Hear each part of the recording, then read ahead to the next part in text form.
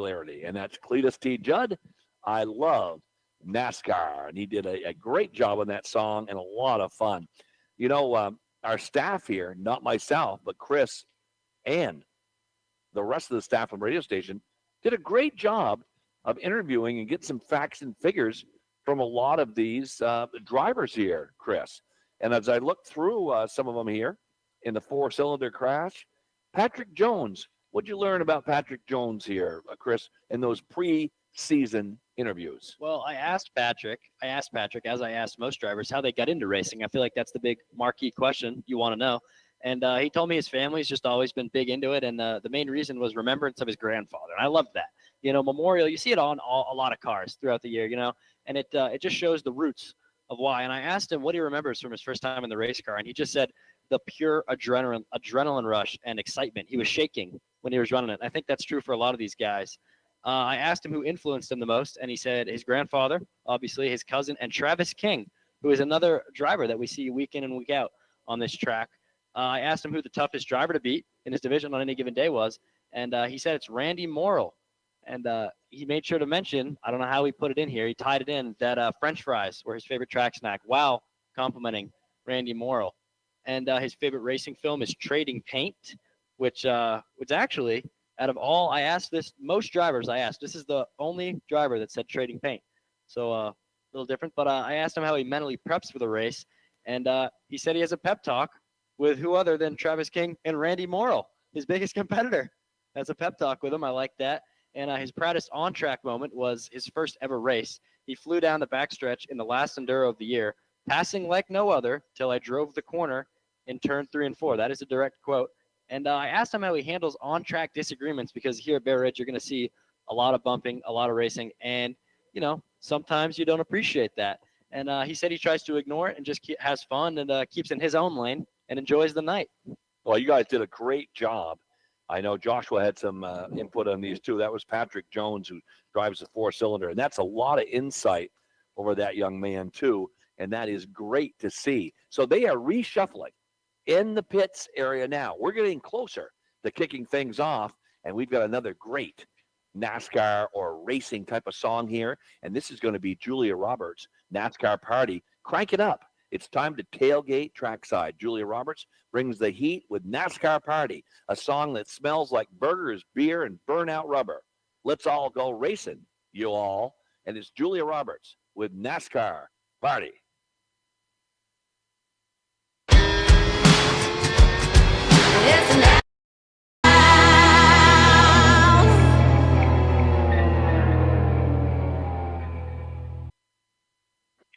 Ken Wells and Chris Smith back here. I hope you enjoyed NASCAR Party. And that's what we call Saturday Night Energy right there. Julia Roberts giving us all ready for the main event with the NASCAR Party. Hope you brought your koozies and your lawn chairs. Julia wrote the song specifically to capture the feeling of being at a race. It's less about cars and more about the crowd experience. The song became popular as a pump-up track for NASCAR tailgate parties and pre-race playlists. It was used in NASCAR fan promotions and at hospitality events during major race weekends.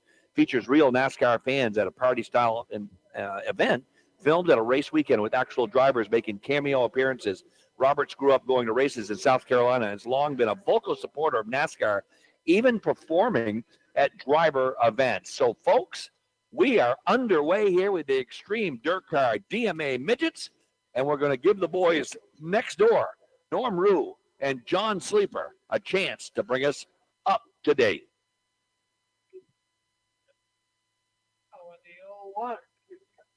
Running fourth, fifth goes to Biasca. All right, look at the front of the field. We've got two wheeler dealers out there. Oh, yeah. Well, you can hear the boys there. We had a couple cars getting sideways during the second lap. It's scheduled for 20. We're 7 laps in, but they're going to have to reshuffle the deck right now, Chris. Once again, we see carnage at the Ridge. It does not stop. It's a big reason why the crowds and the fans are here to watch this. The Midgets are, I think, though they start the night with them, I think they're a top reason why the stands get so packed up. I mean, I said it earlier. They are small, but they're loud, and they're quick. They're like their own, like, if you haven't seen them, imagine a go-kart with a triangular roof and On steroids. with a Kawasaki Ninja engine in it. And you can roll it very easily. Yeah, they would probably, I think, because of their size, they would probably be quickest around the track, I think, Chris. They look really quick, and it's only a quarter mile around here. And they pick them up and put them down. They're really quick, and good driving skills are needed to hold these rigs on the track. They're so quick, you'd almost think they'd fly off on you as far as that goes. Number 2 is in first right now, and that's Will Hull. He has 209 points, and he is in 5th place. And they will restack him, but he's going to be up front when they do restack. Well, that 76 was giving him a run for his money, though. I'll tell you that much. That's the 76 of Chris Murray, and of course he is because he's in first in the standings, and he's doing that for a reason. Will Hull started up front, but I got to assume that he's not going to be able to stay there if the leaders keep bombarding him as he pulls away a little bit, Ken. And here comes the rest of the pack. Okay, and let's turn it over to Norm and John. Turn number 2. All holes in the day right now. Murray having a little trouble getting around turn 4.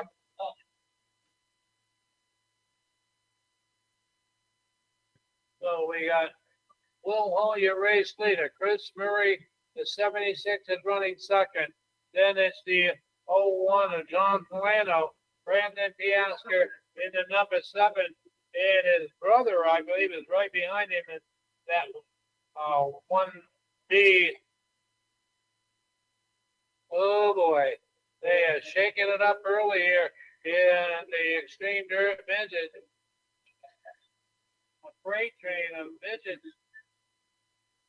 And Will Hall is in command right now with a number 2. Chris Murray rallying back in that number 76. Track conditions are changing a little bit out there, so they're have to adjust their approach to making passes. Will Hall, he got it done early. He is the race leader. We're looking at the number 7, and that is Brandon Piaska trying to work through traffic. Then right behind him, yellow. Oh, caution. Oh, right against the edge of the wall. He didn't get in. Some contact over there, enough to throw the caution flag with 12 laps in, Chris. And these cars were just starting to find their mojo here, and they were picking it up before that sliding on the back wall slowed things down. Well, it's unusual. It's unusual for these midget cars to cause this many cautions. I mean, we're a few laps in, 12 laps in right now, but I'll tell you what, usually sometimes because they're so quick and zippy, when they spin like that, they can just get right back on before the rest of the pack comes and catch up. But that was not the circumstance here. And you could tell, though, but I love the safety crew. We always want to pay respects to the safety crew they have here. They have the ambulance lined up and the wrecker lined up side by side. And their response time always amazes me when the wreck looks a little too hot to handle. Yeah, they are amazing in their job. They do a tremendous job. And with this type of racing, of course, when you have a caution, it's not like NASCAR, folks, where they're racing 300, 400, 500, 600 laps, and the laps continue while you restructure the track. The laps in this style racing are frozen. So they could take 10 laps around there while they're getting the track cleaned up or debris off it, and it still goes back to just 12 laps in the books. Well, you and me know a bit about that. Last year, we almost went into the morning on some of these races. Wow. It was a long time. We realized, though, in the off season that listening to our voices for 4 hours was probably enough for anybody. I agree. So now we run till 10 o'clock, and then you get your regularly scheduled country music out there green again. And generally, as a whole, you get a complete racing schedule, too, out of that. So it works well for everybody. It does. It does. I agree with that. They're getting going. I'll tell you what, I was doubting him, but Will Hull continues to keep the lead as the 76 comes. Let's cut back to John and Norm Rue. They will take back that third spot, followed by John Polano in the 01. And Ethan DeRozier has the number 9 purring out there, as he will be 5th on the score sheet right now. Right behind him, though, in the 10 to go, Norm, this time. all right, 10 laps left in this one, and it is far from over Will Hall, Chris Murray, and Brandon Piasker and John Polano are at it. Top 4 cars. Ethan DeRozier is being challenged by the number 1. I'm trying to think of how to see if there's an A, B, or. And that is the plane number 1. I think that would be Daniel Piasker. Yeah, I believe so. But what a race to win this one. Boy, when Chris Murray is right behind you, you cannot make a Oh, there goes Murray Murray. looks inside. Oh, we had the nose there, but Will Hall shuts the door on him. Oh, they are protecting them out of the speedway right now. As the huge extreme dirt midget pour it on here at Bear Ridge Speedway on Wells River Savings Bank night. This time by, we put 19 laps on the Sables and Son scoreboard. And no one has settled into this one. They're all on the throttle. And the 0 of Keith Brown goes down pit road. 5 to go. This time, 5 laps to go. 5 laps to glory here in the Extreme Dirt Midget main event on Wells River Savings Bank night. And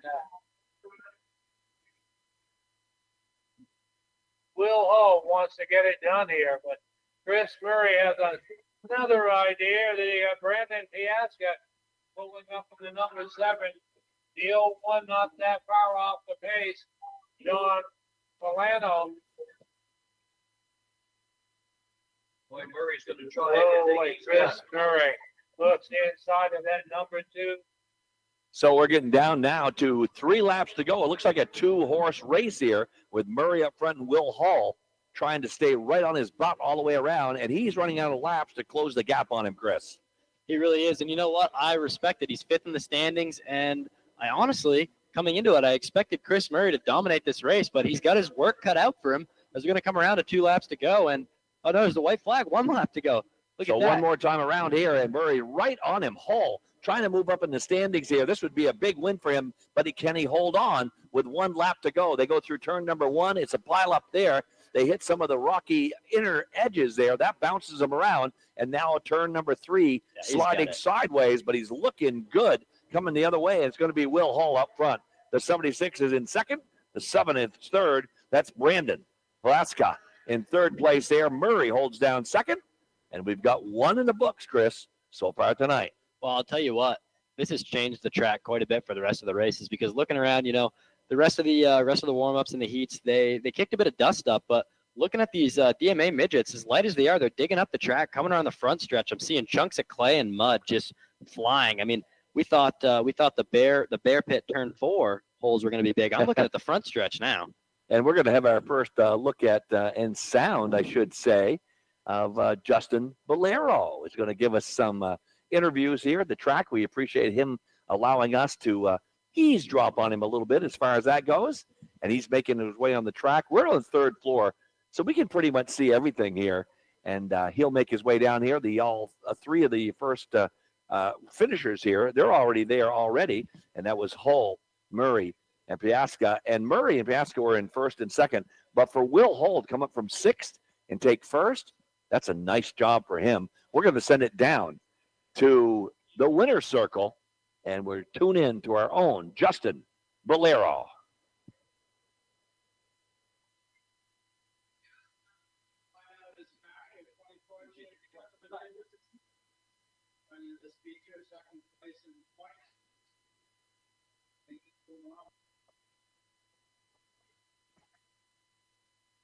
Started in the 6th spot, made it up there, and it seemed like he did the steering on the bottom of the track, but he did a good job. Yeah, thank you.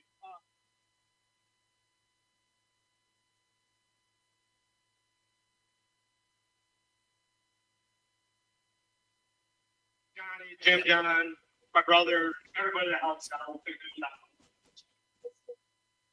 Hey, Ron.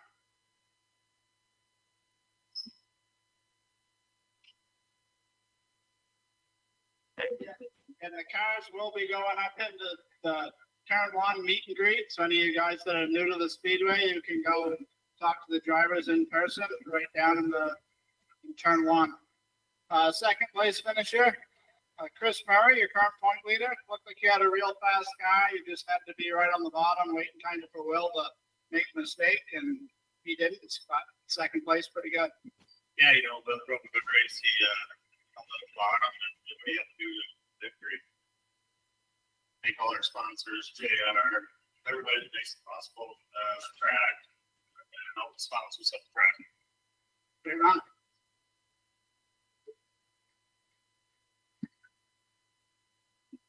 There, just in it with this guy. He won opening night, and he got a second feature win. It's got to be a good boost for you. You said the car was shutting down on you. Didn't look like it shut down any there, so we got to be happy. Yeah, obviously we were working on running issues, so we didn't work on the setup. And I was hanging on over here where these people Still didn't get honestly capitalize on a Maybe good we can't start do it spot. next time. Great run. Once again, the night sponsors, Wells River Savings Bank, with 5 convenient locations.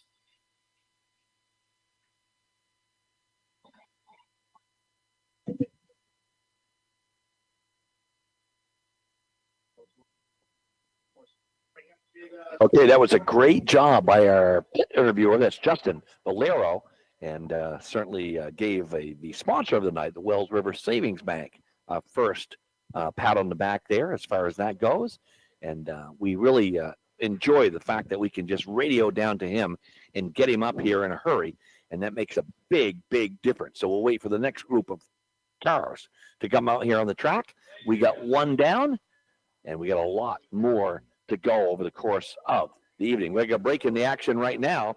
And during that time, we're going to send it back to Logan and listen to a few more of these outstanding advertisers that are carrying the load for us tonight here at Bear Ridge. So back to Logan and a few advertisements that you folks just got to hear. Are you looking for a new job? Join the team at Quality Roofing and Siding, your trusted, locally owned family business with an A+ from the Better Business Bureau. We are hiring installers for both roofing and siding. Call or text 802-461-5078 or email us at qualityroofingandsidingvtnh@outlook.com. Come climb the ladder with us at Quality Roofing and Siding. Buckle up, race fans! This week's local race coverage is proudly fueled by Oliverian Automotive in Pike, New Hampshire, where precision meets performance. Whether you're tearing up the track or just need a tune-up, trust Oliverian for expert diagnostics, honest repairs, and ASE certified service you can count on. They keep your ride race day ready. Visit oliverianauto.com to book your appointment. And remember, when the green flag drops, Oliverian Automotive keeps you in the driver's seat. You're out there doing the work, hauling, raking, and planting. The last thing you need is mulch that fades or turns weird in the rain.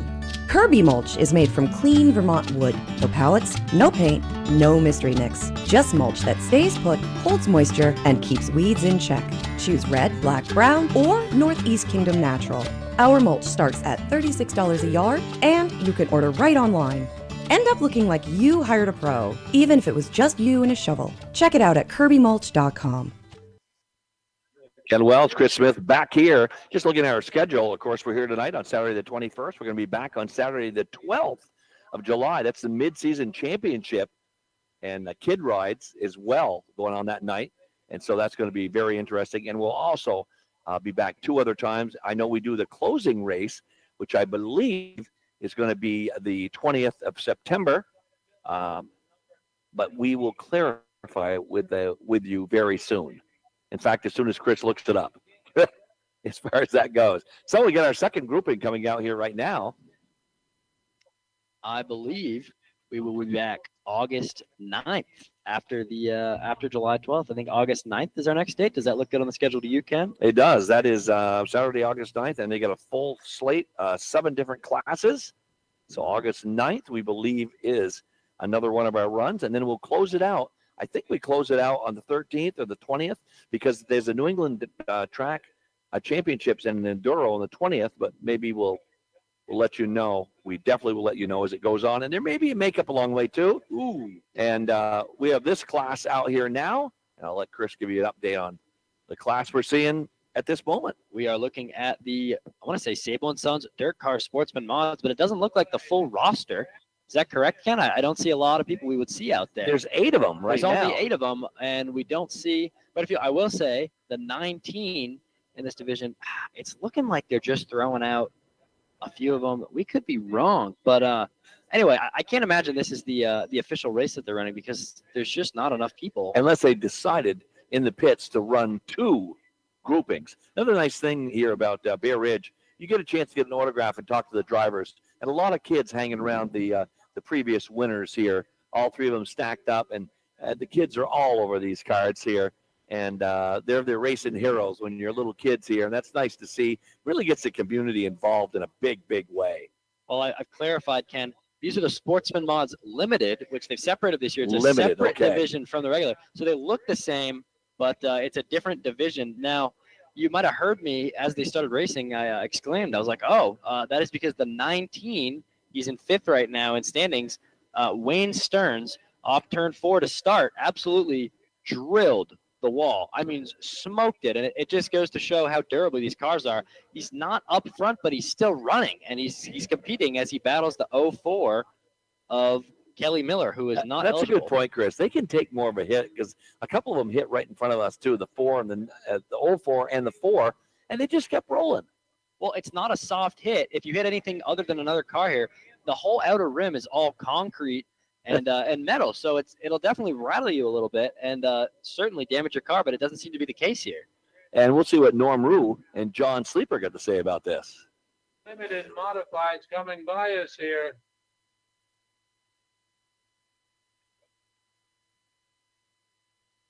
Travis Shin took the spot at the green, and he is not looking back. 117 is your race leader. But Wayne Stearns is putting on a show out there.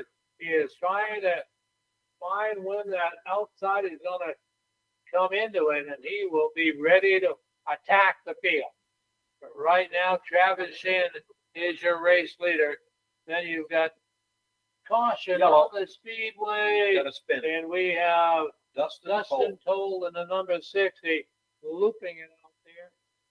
Dustin Toll getting turned around in a 180 coming out of turn number 1, almost into turn number 2, and he's disabled now, Chris.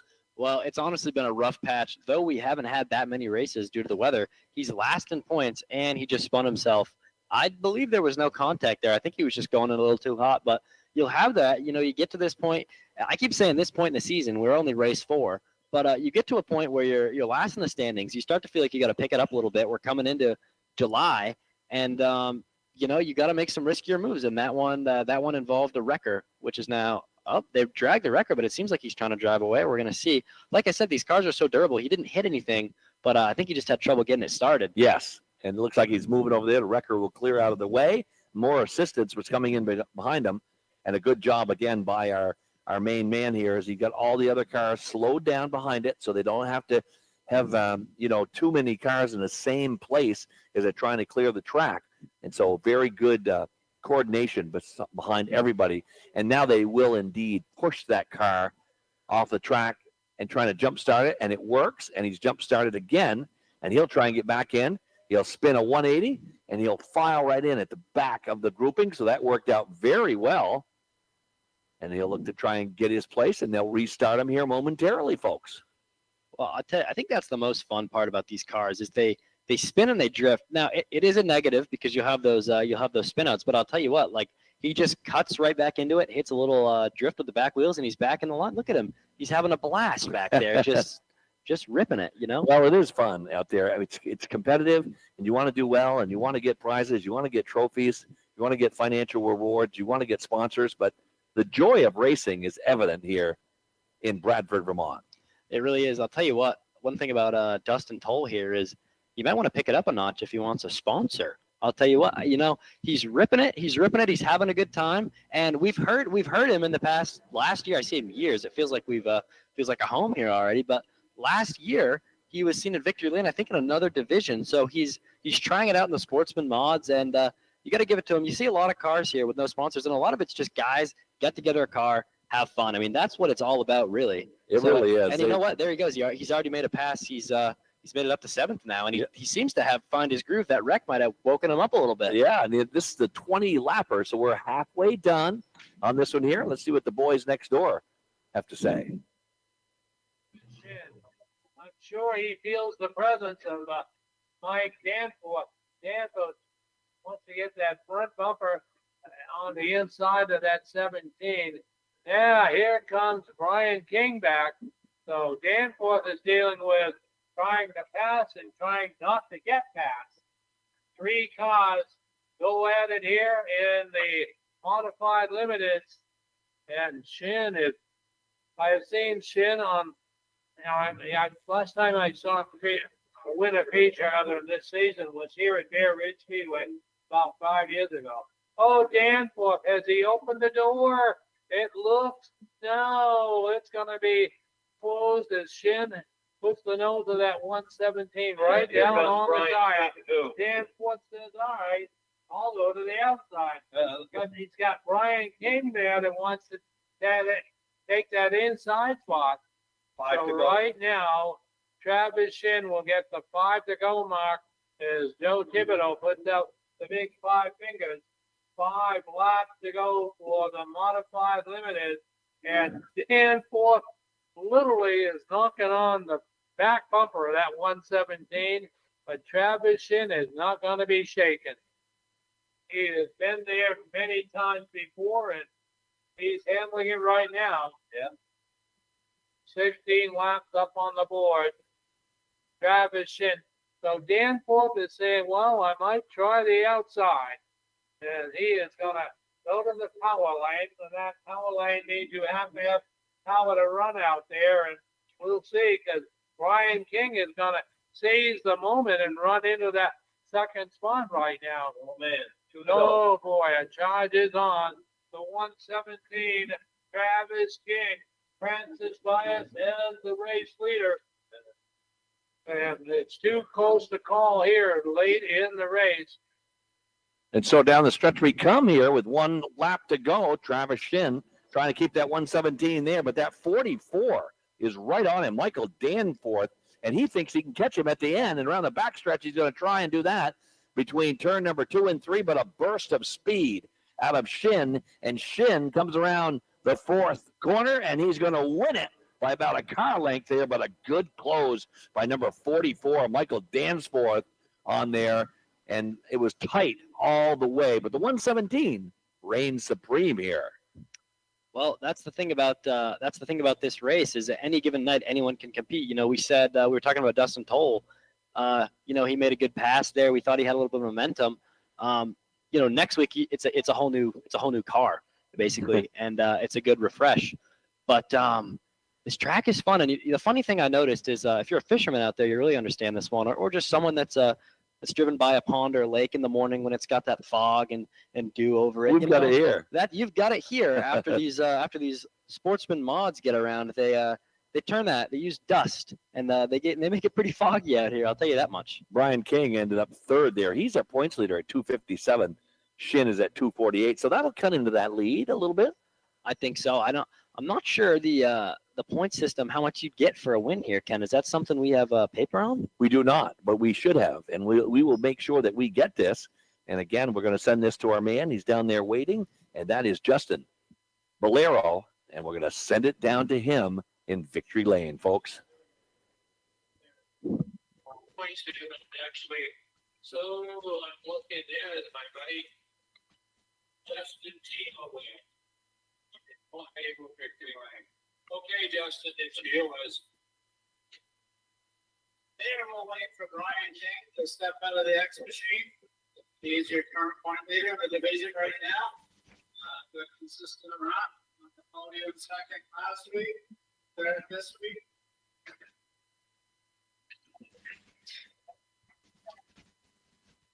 I didn't get on scratch. I was on the device. Another good solid run. You tried to make it over right at the end, but check it back. Yes, I did. We're right there. Like the 3 of us, just good racing. Trying to go hard, slick, keep it straight. One piece tonight. I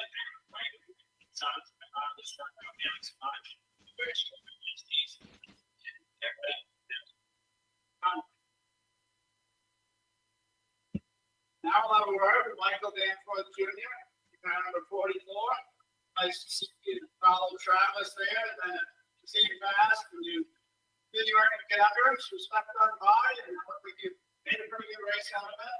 Second place, pretty good. You'll be coming up next again. Yeah, there's a little bit on the outside, but wasn't quite enough. I was hoping that was a little more to get by it, but stayed with it, so that was nice. But hey, good on a good race. That's what it was. Great show. Good luck in the coop. I'm sure you're ready to get it back.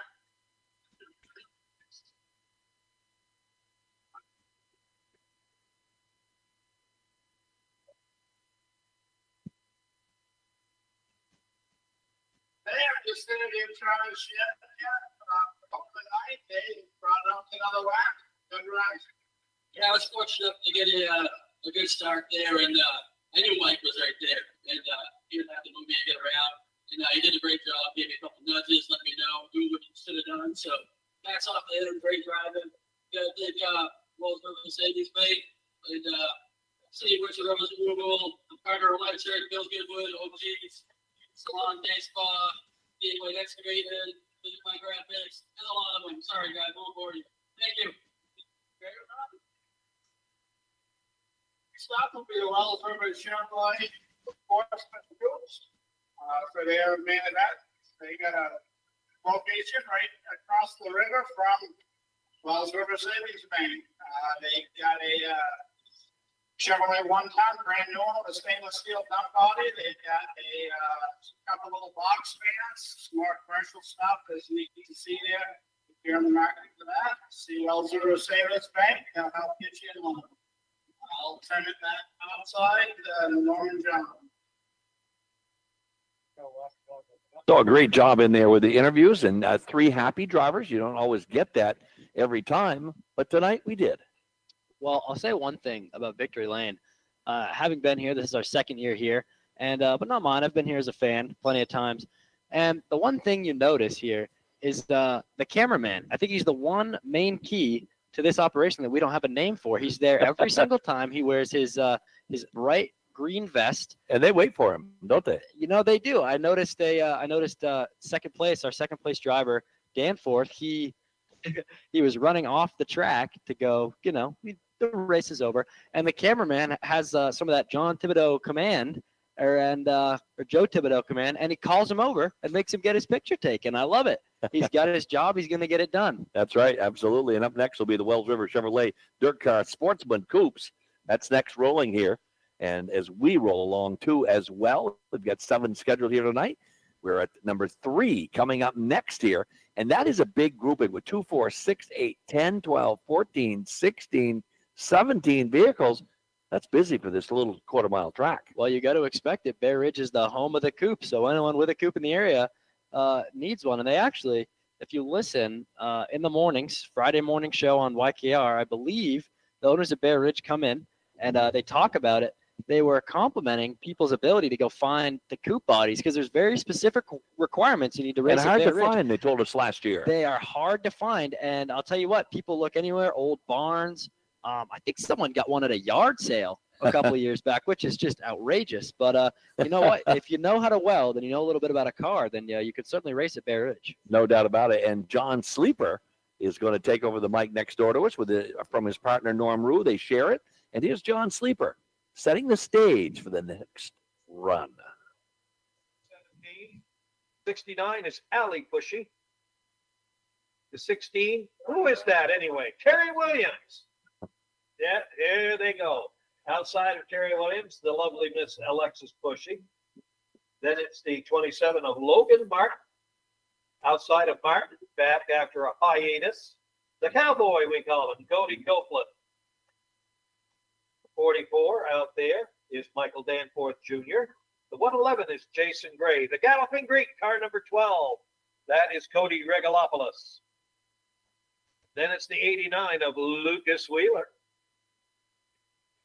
The 13 is Hunter Gardino. Car number 1 is Kane Pike back with us now. And riding shotgun car number 2, that's A.J. Alsop. Nice field of coupes tonight here. Yeah, A.J. Bushy on the point.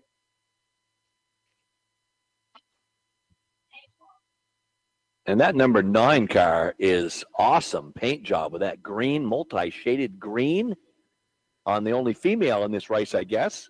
And at this point, as we look down the rosters of this contest, and that, of course, is certainly a superb paint job.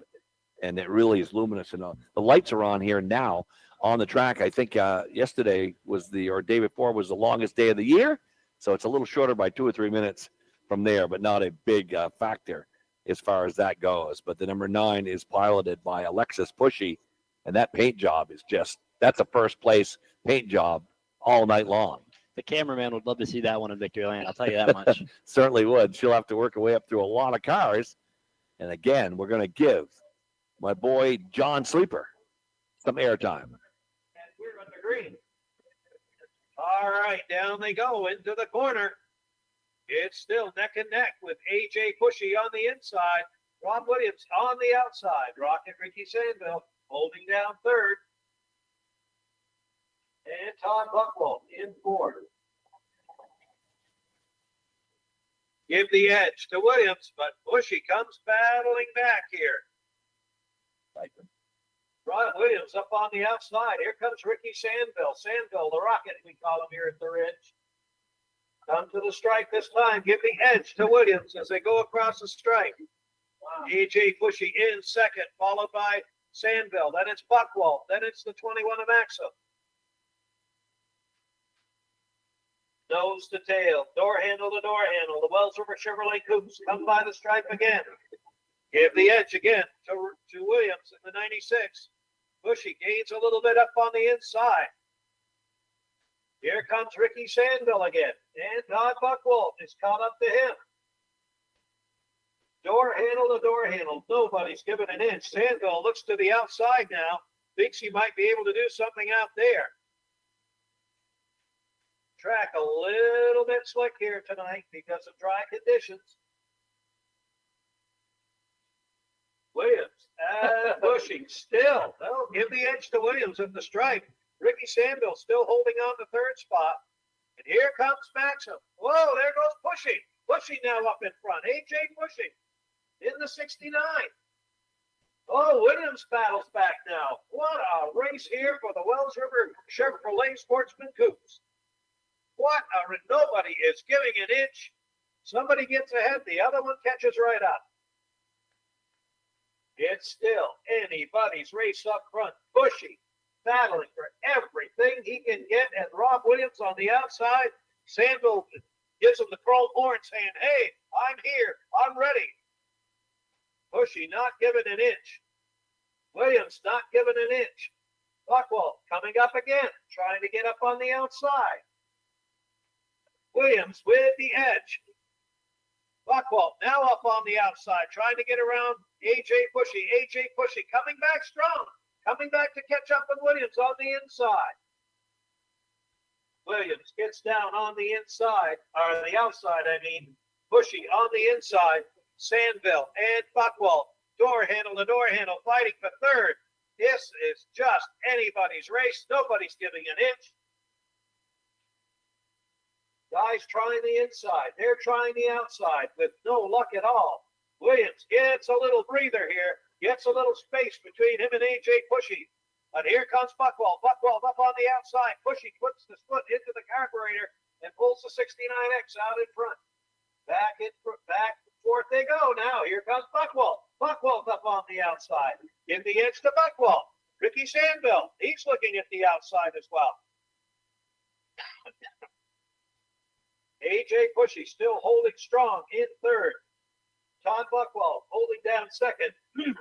Rob Williams holding on to first in the 96 coupe. By the stripe they go. It is still Williams followed by Buchwald. Then it's still AJ Pushy in third. Oh, we got a challenge from the lead here.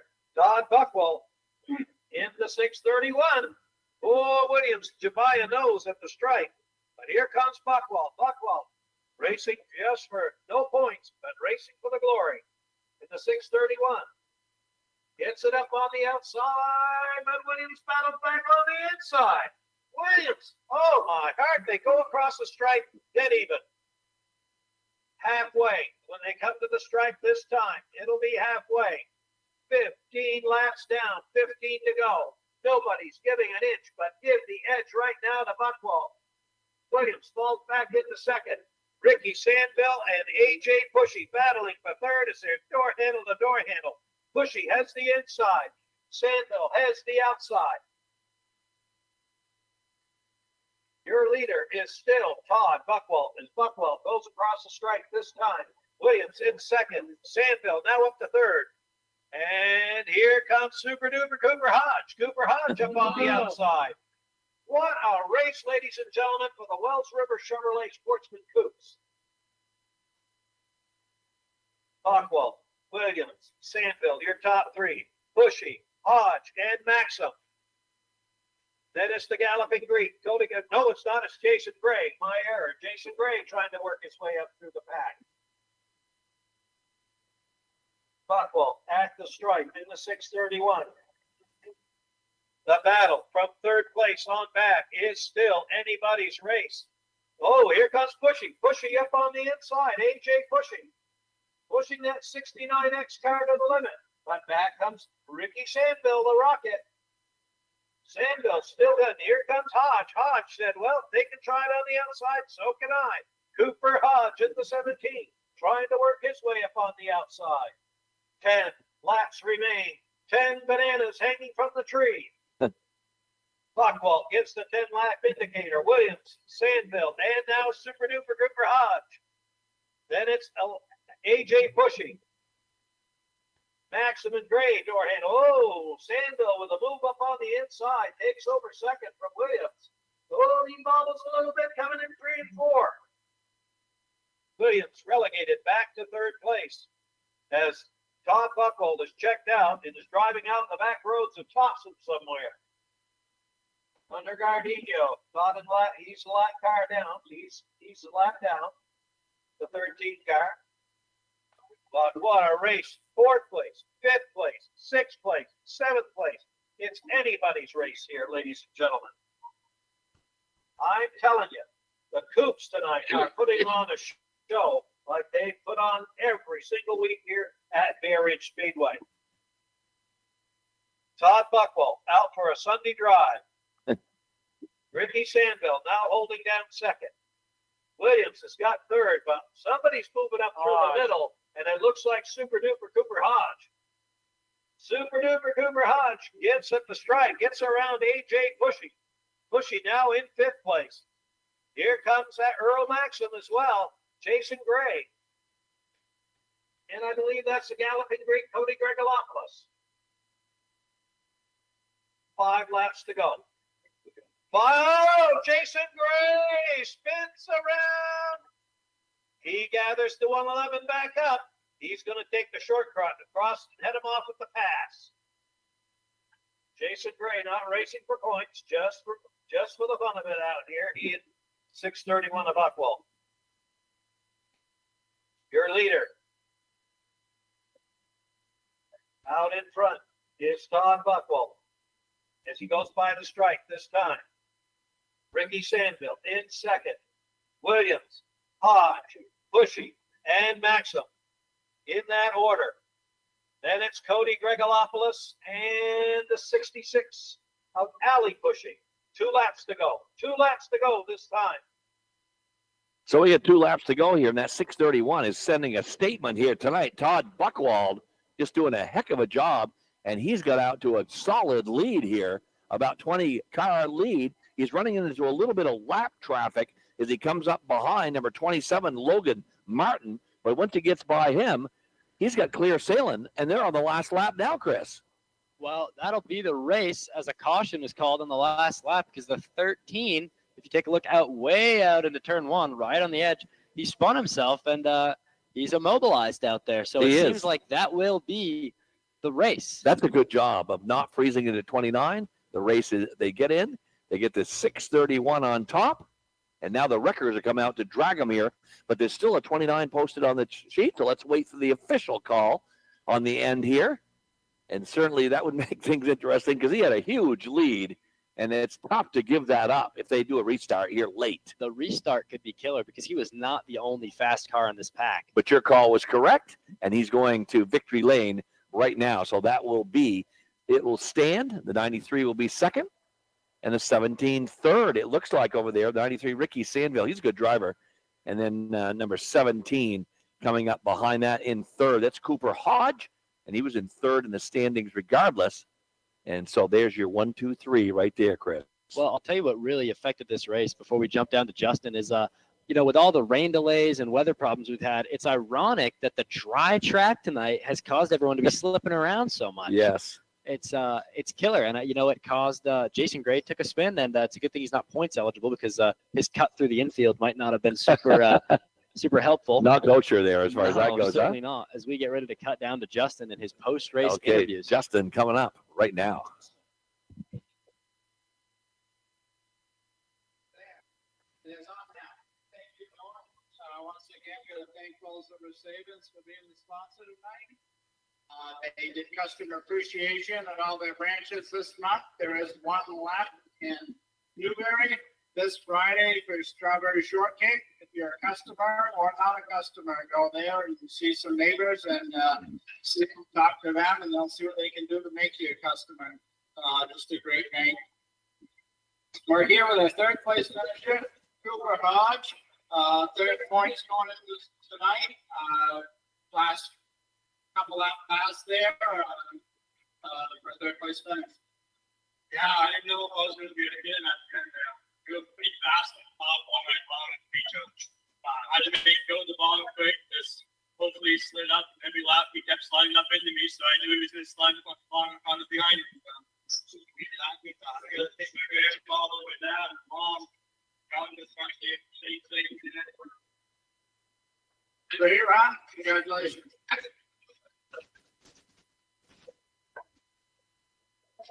Now we'll have a word with Rocky Stick, Ricky Sandville, the 93. Just interviewed you there after open night. You said you're struggling with some of the car. I thought it looked pretty good. Yeah, it was all right. I think we still got some work to do. It went good. It needs to be better. Translation is hard. Cooper, hopefully you enjoyed the show, and we'll be back next week. One heck of a race. Good job. Next break weekend, if you want to try. So far, so good. You could call that. Use one. Use one of your voice on the road. Good.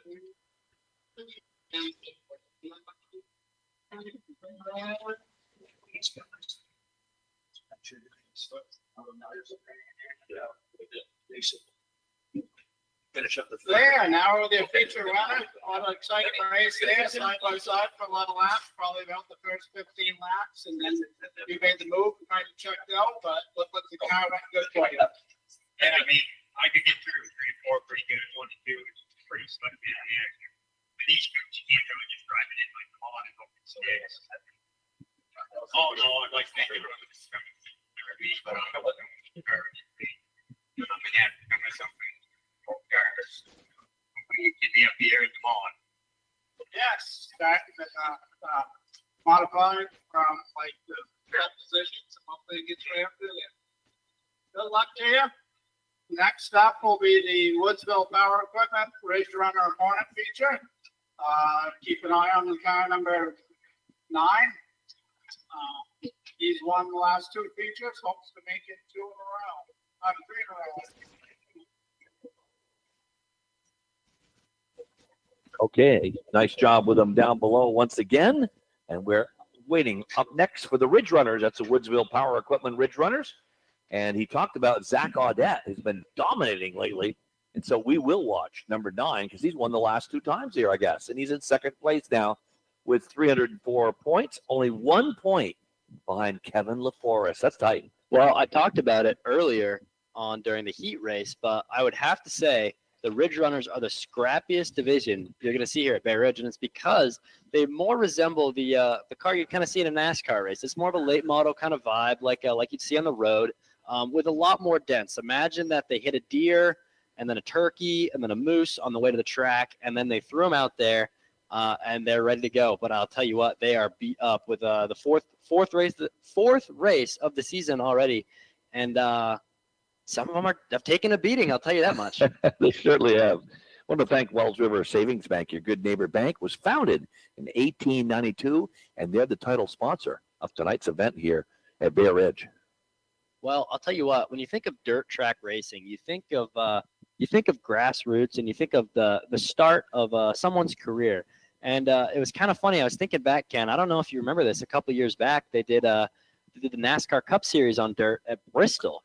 And that was definitely different. Do they still do that? Was that a one-shot deal? I think they did it 2 years in a row. I don't think it was super well received, though. All right. My only thought here is that the 8 coupes that we have, well, not coupes, we have quite a few coupes. So when we had the 8 limiteds, the Sportsman Mod limiteds out, they drew up quite a bit of dust. And now I'm trying to think of 38 NASCAR Cup cars on an oval, and I can't imagine you could have seen I couldn't stuff. believe they were doing that. I made a bet with a guy there, and I said, that's not happening, and I was wrong.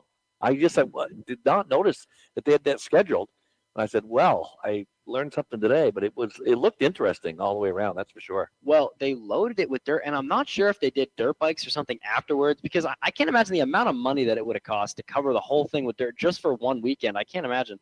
But, I guess they got it done. But speaking of dirt, I was thinking of the rain getting us the rainouts. We're going to keep talking about the rainouts because it's ridiculous that it's only our 4th race. They should be 7 in. Is that right? They'd usually be on their 7th race. They're only 4. Mother Nature has not worked with us this year, but and it's hurt Woodstock too. They've lost 2 races, yes. I know, and I know what you're leading up to, and you're right. You and I have talked about it off mic, Chris.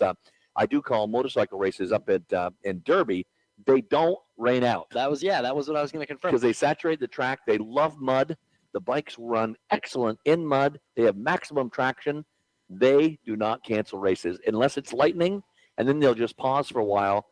They play on. That's got to be – I've never seen that in person. That's got to be something I go to sometime because I just cannot imagine the rain. The rain, it's amazing to me that they just ripping it in the pouring rain. 1.4-mile track, and as a lot of the bikes going over the finish line are jumping over 35 feet. So it's that's bike racing. They ignore the weather conditions. Now, how do they set that up? That's not an oval, right? They have have some turns to hit. There's like 20 turns, 11 different stations that you go by where you have people watching to make sure that bikes don't crash, because they do crash. And broken wrists and collarbones are part of that game. So, well, I talked to actually early in the season. I will blank on a name now. I'll get it back to you later. But I talked to a driver at Bear Ridge early on in the season. And they said they used to do 4-wheeler racing, and they got so hurt that they wanted to switch to something with a cage, which I honestly cannot blame them, in all honesty. Well, we're going international tonight. I just got a message from Joshua Smith, who we're picking up New York City and Boston and overseas, too, as well. And that's what you get when you can stream some of these things here. Germany, Belgium, Maine, Oregon, Kansas, Florida, and somebody from Chelis. I'm butchering that name, Chris. Seychelles. Thank you very much. John Sleeper pinpointed that in a second. Okay, so we're getting pretty good listening out there, and that's good to hear. I'm glad they're out there picking us up. Yes, once again, John Sleeper has gone worldwide, and it's not the first time, folks.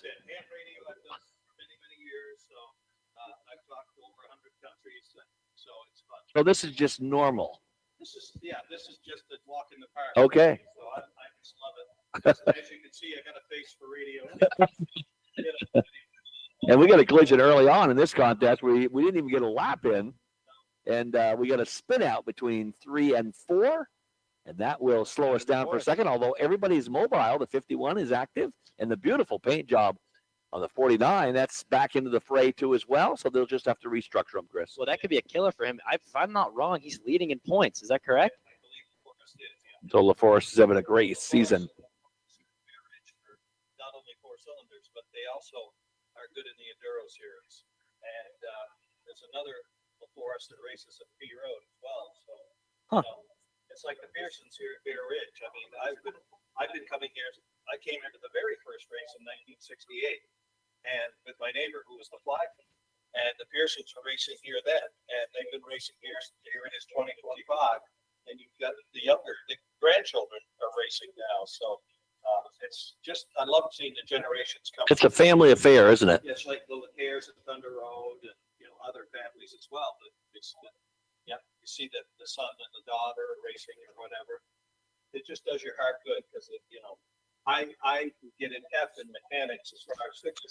And me too.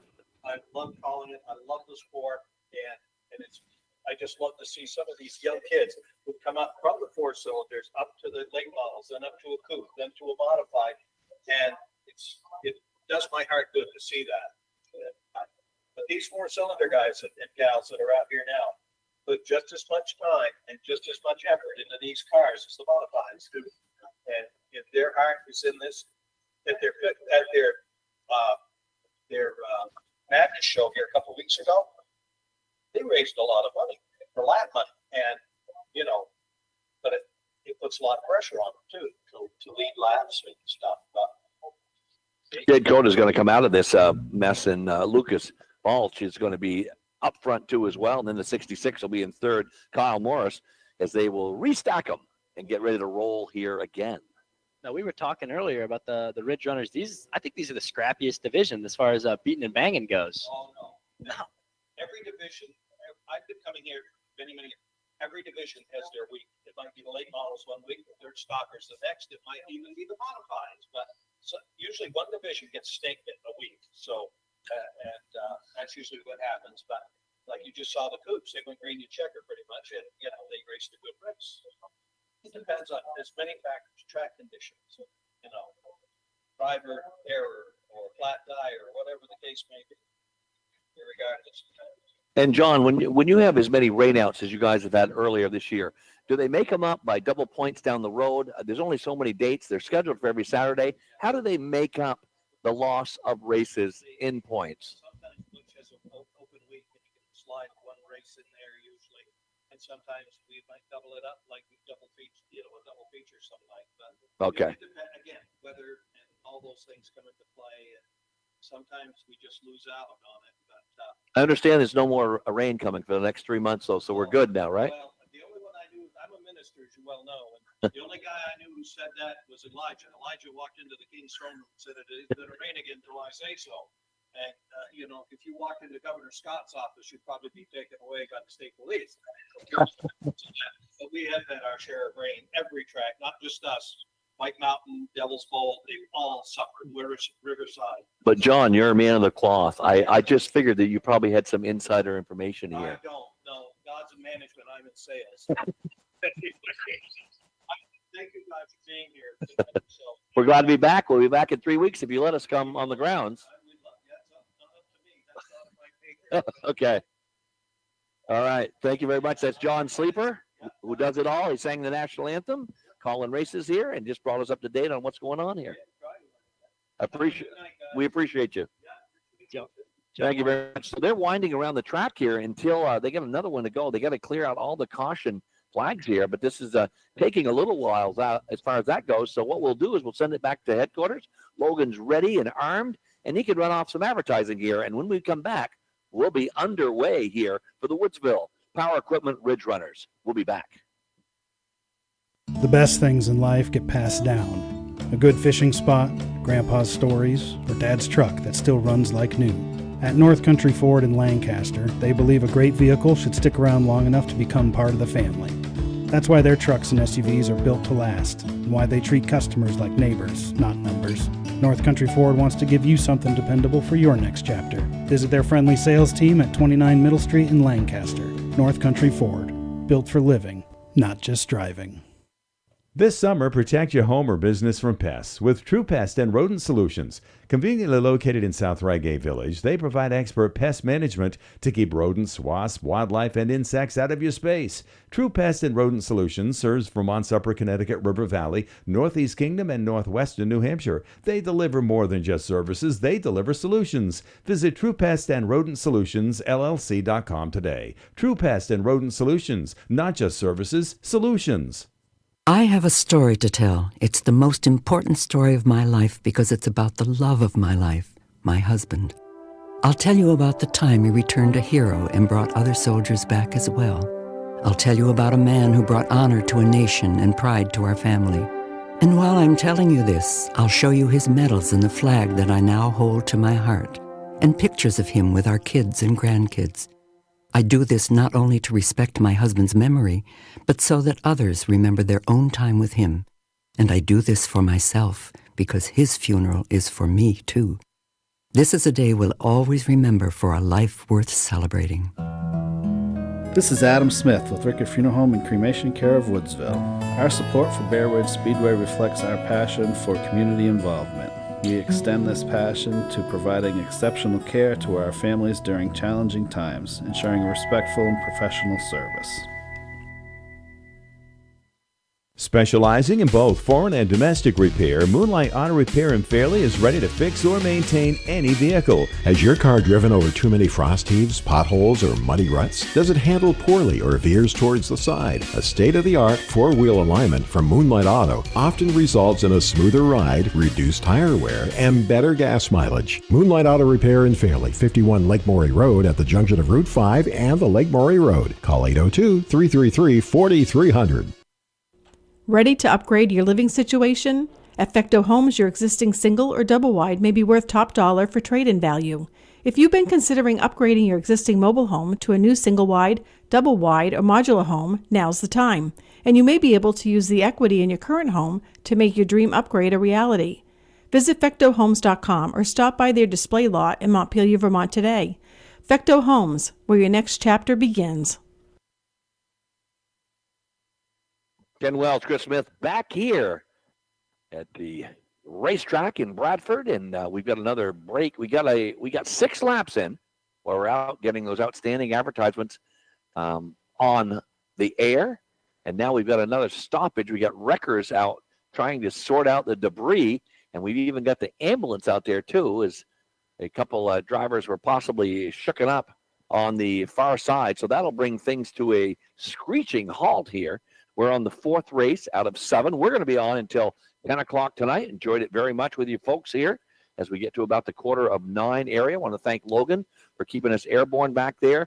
And hopefully you're at home, or tell your friends to pick it up on WTWN in Wells River. That's 105.1 FM, 1100 AM, or WYKR in Haverhill, New Hampshire, 101.3 FM. We're at Bear Ridge Speedway in Bradford, Vermont. A full slate of racing here this evening, and we have another break on the track, and we will wait that out, of course. Let's throw it back over to one of our friends here, Norm Rue. Great job by John Sleeper during the last break here, filling us in on what was going on, and we'll eavesdrop on John Sleeper.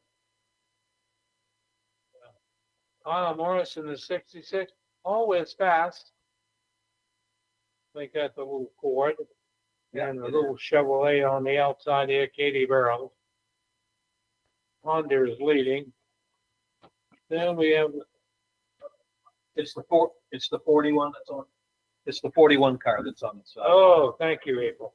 It's the number 41 car, Jade Cody. Oh, this is baptism under fire for a rookie driver.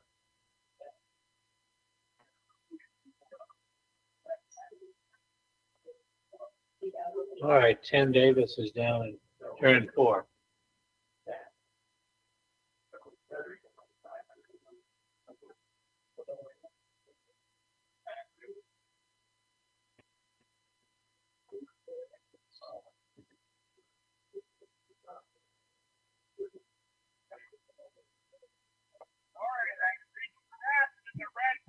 Are they still selling 50-50?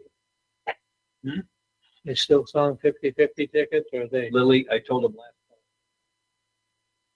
So Chris and Ken Wells back here. I'm trying to survey what's going on with the crash over there. They're just, it's safety first, folks, here at Bradford, and they're just going to make sure that the driver is in good shape here. Everybody else is frozen on the track. We've got 6 laps into it. This is a 25 lap feature event here. We've got the Ridge Runners right now, and it's a very competitive group. How competitive?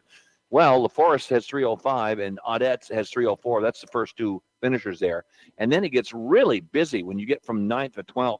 Hart has 199. Balch has 197, and Cody 193. So if you don't think that every race means something, you'd be incorrect on that, because it means everything. It does. And, you know, we were talking to John earlier, as you heard, and I was mentioning that I thought the Ridge Runners were the most competitive, most rugged and fighty division as far as contact goes. But John, let me know. It's week by week. This week the Ridge Runners are ripping around, but it could be the Coupes the next week or the Modifieds any other. So it just shows the you got to come every week, or at least listen in every week to find out what's what. And John Sleeper, I think whatever he says to us, Chris, we can take to the bank. You know what? The man knows his stuff. He's been here longer than I've been alive. He was here for the first race, 68. 68. I was just a pup then too. So he's had a heck of a run, hasn't he? He knows his stuff. And my favorite part about John and Norm is the nicknames they have. We got to get a list of their the nicknames they got for everyone. We got to get those super dupers and all those other things. We got Cowboy, categorized. Super Coopers. Yeah, they got a lot of those. Fans love that too. They do. And you know, when I used to call races over to Groveton, and they do it sometimes too. The noise is so intense when it's on the front stretch. You kind of got to call the race primarily when on a back stretch, because when they're roaring right in front of you, you can't hear anything. Well, that goes for all levels of racing too. I mean, you go to a NASCAR race, you're not hearing anything. No matter where you're sitting. You're right. No, that's perfect. That makes it very, very tough. So we've got Logan back in mission control, and we started with Joshua. They're both doing a great job there, and we'll look forward to having him over the course of the year too. We've still got a big break here, so we're going to send it back to Logan again and let him rip off some more advertising, because we are frozen right now between turn 2 and 3. All cars are locked in, and we have a break here at the racetrack here in Bradford. So we'll be back after some more great advertising information coming your way. Here are some examples of why you should consider doing business locally at PTO's Auto Repair in Bradford. In addition to automotive repair, they source tires from multiple tire vendors to get the best price. Custom exhaust work is one of their specialties. They are a WeatherTech floor liner dealer, as well as Extang Trifold and Tuxedo tonneau cover dealer. Chris, Terry, and Wyatt will provide you with the latest tips, tricks, and advice to help keep your vehicle running smoothly all year round at PTO's Auto Repair, Bradford. Your backyard isn't broken, it's just boring. And that office entrance? Yeah, that could use some love too. Murray's Market in Bradford will add the beds, borders, and bushes that bring life to your yard and make your business look like it means business. Whether you're a cafe, clinic, or just finally getting around to adding that walkway out front, Murray's Market in Bradford will help you grow places. Murray's Market. We dig what we do. You will too. Open daily, 8 to 5. Hi, this is Steve from Batchelder Carpentry. We're at vtcarpenter.com. Dreaming of a new look for your home, like beautiful whitewash shiplap walls? Unsure about managing the time or having the right tools? No need to worry. Batchelder Carpentry is here to turn your Pinterest dreams into reality. Check us out at vtcarpenter.com and let us transform your space with ease. Your dream home is just a consultation away. We're at vtcarpenter.com. C.W. Gray & Sons Auctioneers in East Thetford is a family-owned and operated business with over 60 years of auction experience. They specialize in construction and farm equipment auctions as well as consignment auctions. Gray's equipment list and Fairleigh, Vermont commission rates for consignment auctions is online at cwgray.com. The next time you need an auction or would like to attend one, you can contact them by calling 785-2161 or email them at cwgray2161@gmail.com. Do you love to repair your own vehicles? At Fisher Auto Parts, they understand your passion. The Fisher Auto Parts team in Woodsville has decades of combined automotive parts experience to assist you with the best parts, tools, and accessories to help make your next auto project a success. Experience. It's what you'll find every time you visit Fisher Auto Parts. Open Monday through Saturday. Visit Fisher Auto Parts, 94 Central Street, Route 302 in Woodsville. When you need 24-hour roadside service, contact Legendary Towing and Recovery at Bradford Auto Works. Their drivers are qualified and trained professionals. They follow guidelines by the American Automobile Association that is put in place by major motor clubs. Here are just some of the services that Legendary Towing and Recovery offers while working with local and state police when needed. Emergency roadside services, lockouts, and jump start, including EV and hybrids. to name just a few. When you need 24-hour roadside service, contact Legendary Towing and Recovery at Bradford Auto Works. At Lady Shay's, comfort food comes handmade and home style. The chicken is as tender as Shay's heart and as crispy as her humor. You'll definitely need to find more words for delicious after trying the mac and cheese. So, whether you're swinging by for lunch or looking for catering that'll make your guests smile, we promise food that's hot, fresh, and full of Southern-style goodness. Follow us on Facebook for truck locations and catering details. Then, come get yourself a taste of home. Lady Shay's. Look for the white truck. Chris Smith back here with Ken Wells, and we are still under red flag conditions here at Bear Ridge Motor Speedway as they are getting the car off with a wrecker. They're having a bit of trouble as the medical team still checking out that driver. And, we just want to applaud the safety team once again for their quick response time in times like this. But it's a good time to go back to when I interviewed a couple of these drivers. Once again, I'd like to talk about my interview with Kevin LaForest back at the beginning of the season, and he is in the Woodsville Power and Equipment Ridge Runners, which we see on the track right now. He's currently leading the division in the 49 car. So I asked him how he got into racing, as I asked everybody, and he said his brother Chris started racing lawnmowers at the Bradford Fairgrounds, which is something I hadn't heard of before. And after they shut that down, he began racing at Bear Ridge. He said he got to race his enduro car once, and he got the itch and started running enduros and then moved up to the Ridge Runners. And that itch is a real thing. You ask a lot of these drivers how they got going, and they went a little fast, they got going, and it's something you can't get rid of. I asked him about his first time running a race car, and he said he ran his brother's enduro car. Obviously, that was the story, and he finished second place. I got that out of him, which is pretty impressive for someone that's never run a car before.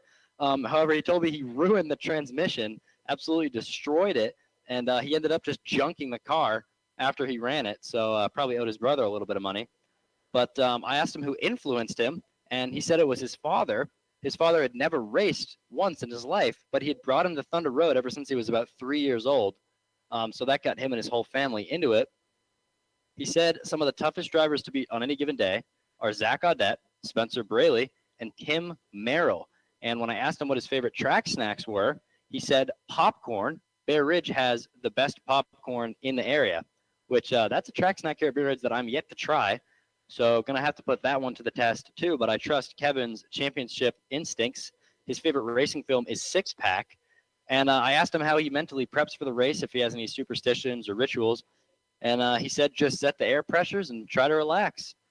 When he was asked about his proudest on-track moment, he told me that last year's Ridge Runner Madness, he's been in the division for 7 years, and he hasn't been able to win that race until last year, which is, that feels good. And I asked him what he does about on-track agreements, and he said disagreements, and he said he actually gets really upset. But he just remembers that it's just racing, and that usually calms him down because he knows he can get him back next week. As they are still continuing to clear the track, the driver, whose number I cannot see from here, we'll give you a name as soon as we have it. Ken might have had it earlier, but he's been loaded into the ambulance, and now the only trouble is getting his car off the track. But once again, the safety team just knows what they're doing. We also interviewed one Tim Tucker, and he runs in the Sportsman Mods, the modified division. And when he was asked how he got into racing, he said his dad took him when he was a little kid, and he instantly fell in love with, this is one that you actually get a lot, the smell of racing. Just, and if you've been to the track, which we imagine most of you have, you know exactly what he's talking about. We asked him about his first time in the car, and he said he remembers how the track felt bigger than looking at it from the stands, and how much faster it feels when you're not the one watching, you're the one actually racing. He said Chris Donnelly was the one that influenced him in racing growing up, who's another driver here. And we asked him the toughest driver, and he said it used to be Chris Donnelly. Now it's Jason Gray, the 6-time champ. His favorite track snack, which is popular between the drivers, is the fries. His favorite racing movie is also Six Pack. And I asked him if he had any racing superstitions or how he mentally preps for the race. He said he just gives his dad a nod and a smile. My way of thanking him for all he does for me. He works really hard so I can go out and have all the fun. Then I go out and try as hard as I can every lap to make him and the rest of my family really proud. Proud to root for my truck, the 91, and repair it after the race. I asked him his proudest on-track moment, and he said winning his first mod race at Bear Ridge Speedway with Chris Donnelly coming in second. So that's got to be awesome. One of your the person that inspired you to go into racing, and you come first and second with him. And we asked him how he handles on-track drama and disagreements, and he says he loads up and goes home. He says, we try not to overreact to the situation unless someone blatantly does something. Take some time and think about it. Talk about it with the other driver next week. Usually someone takes ownership of the situation and you get out of there. And that just goes to show the class that comes with driving at Bear Ridge. It's a family. They've been known to help each other out, share parts, and just get everyone running. Because at the end of the day, everyone just wants to race. And I think that's really perfect. Don't you, Ken? Absolutely. And those interviews, you and Joshua did a super job on those. Really insightful. You got a lot of the key questions asked. And I look forward to hearing those over the course of our season here, Chris, because they're great and well done. And for both you guys, for sure. So the ambulances have left the track. We will not guess at the extent of injuries, but 2 ambulances showed up here. So somebody was banged up, and certainly that has brought things to a halt, but only temporarily, as now they're revving up on the track again, and we're going to send it back to Logan. He's got some more music for us coming your way, and then we'll be back to Bear Ridge Track here in Bradford, Vermont. Ken Wells back at the track here, and we are underway almost. We got 6 laps in. That was a big break. We're in race number 4. We're moving along nicely. The 43 is up front. When they restart, that's Spencer Braley, the 54 and 66 right next to him. And that's Cody Van Gelder. He's in the 66. Or excuse me, Kyle Morris.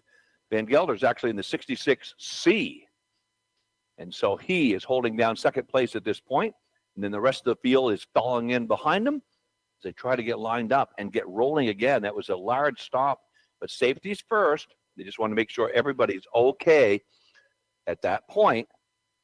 I hope you're enjoying our return for the 25 season here. Got about an hour to go. A lot of racing action ahead of us, and darkness has fallen over the track here in Bear Ridge in Bradford, Vermont.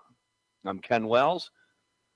Chris Smith here too, and Chris has got one more race after this, and then he's going to leave us. He's going to run off to Missouri, and he's going to be a journalism major at the college. And Chris, what's the name of the school? And you've toured the campus, I say, but you're going to go there again.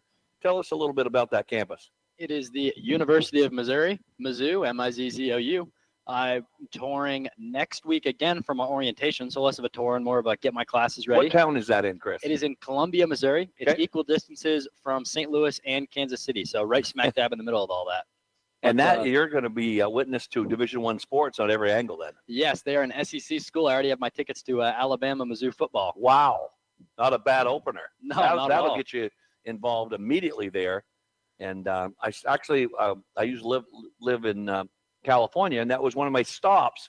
I drove to California. That was my second stop, was Columbia. I never went to the university or everything, which I would have, but that's nice country out there. It is, yeah. It's really nice. What amazes me about the country out there is a lot more stops on the highway out there than you'll see on the North Country. They got so many. They got boot stores, all that. It's Midwest, but it's Western out there. It's very good change of pace, and they got quite a bit of racing out there too, out in the woods. Yeah, that's a great state for farming and for certainly for country music. There's a lot of great stars from that state who have gone on to big success in CMA, and that'll be a great experience for you. But having that Division I sports at your beck and call, you're just going to see the best of the best. I mean, you're already going to see the Crimson Tide, one of the biggest names in college football history.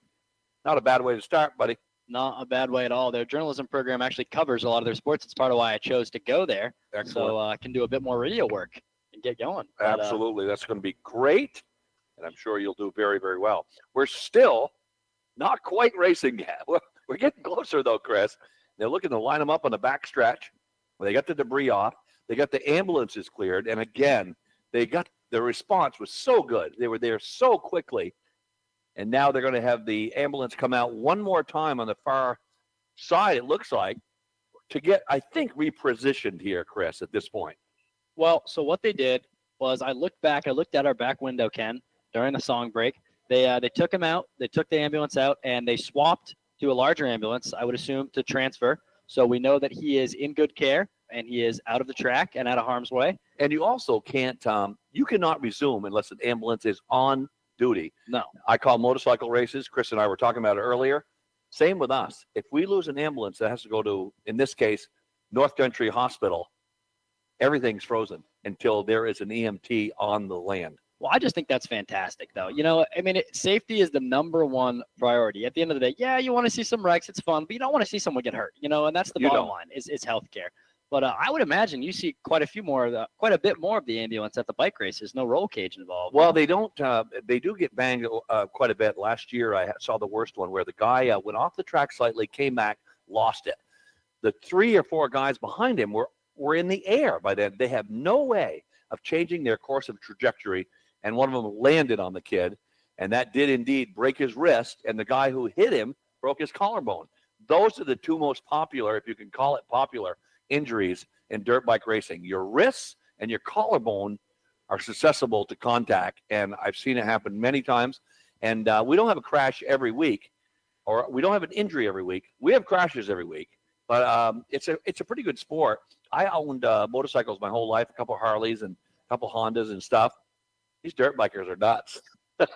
They're flying 35 feet through the air. Now, would you see wrist injuries like that? Are they more prone on the landing? Yes. Go hard on the hit? Yes. Yeah. Or they turn them, or they land the bike on them, or they fall and roll on them, and that's kind of your protective mechanism to get your hands out to protect yourself.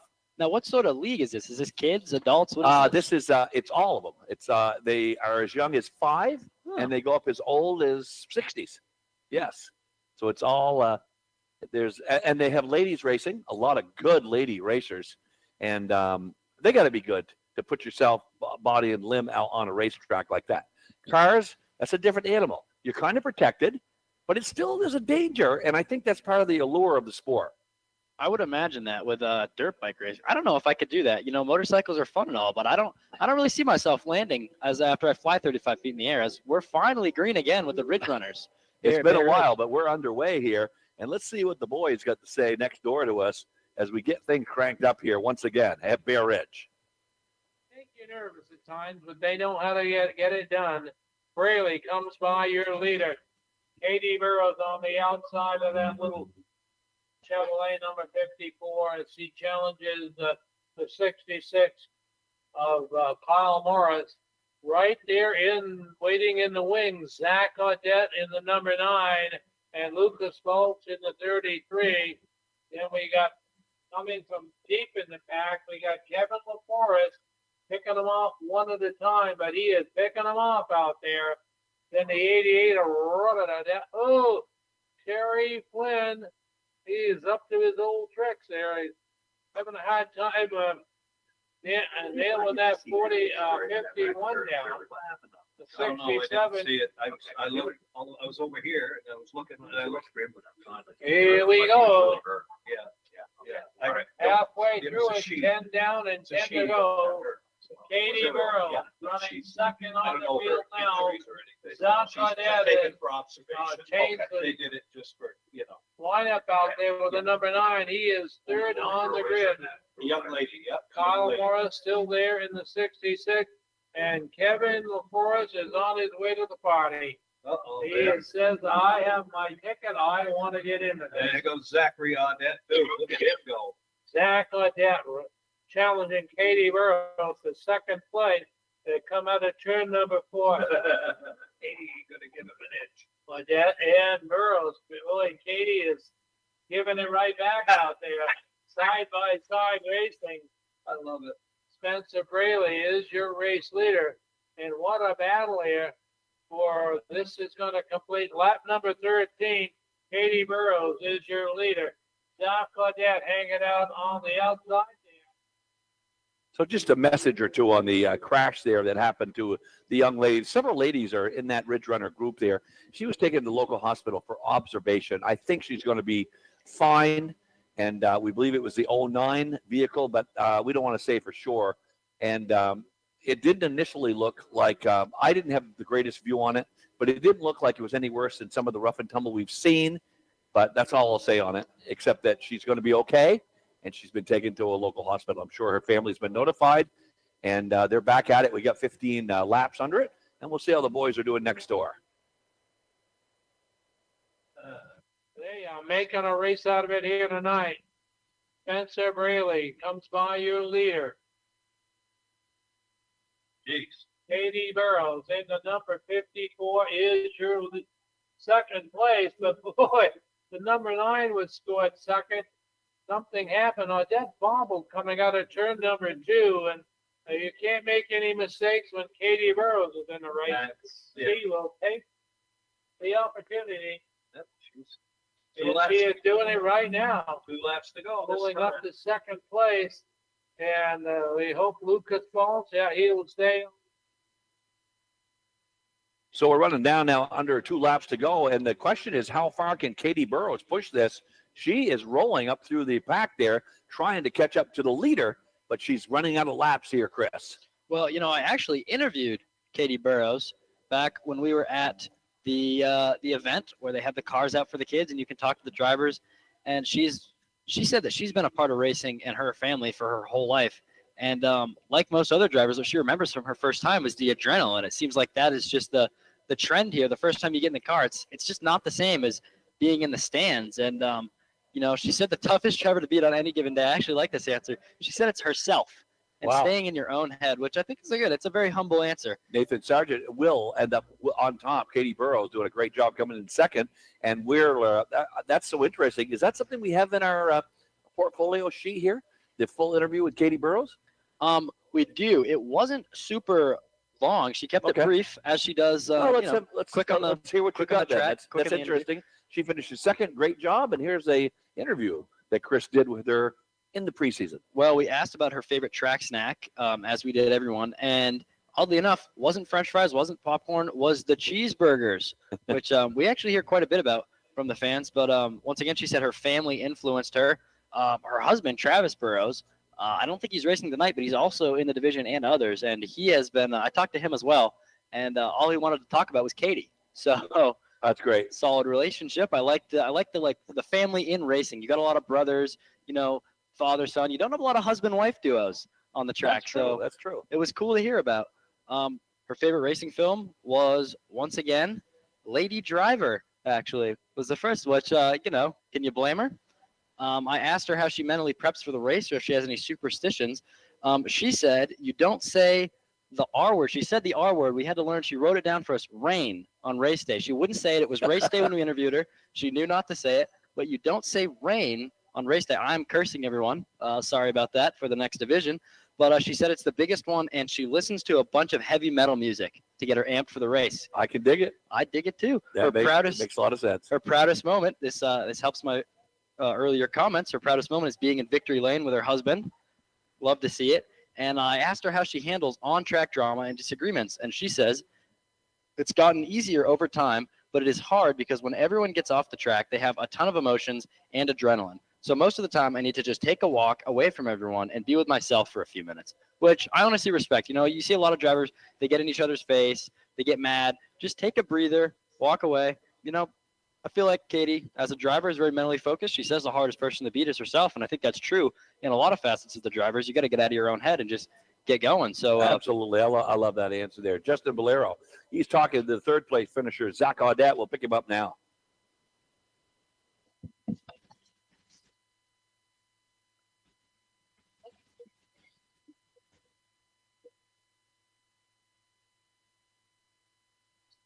Now he'll bring in Katie Burrows.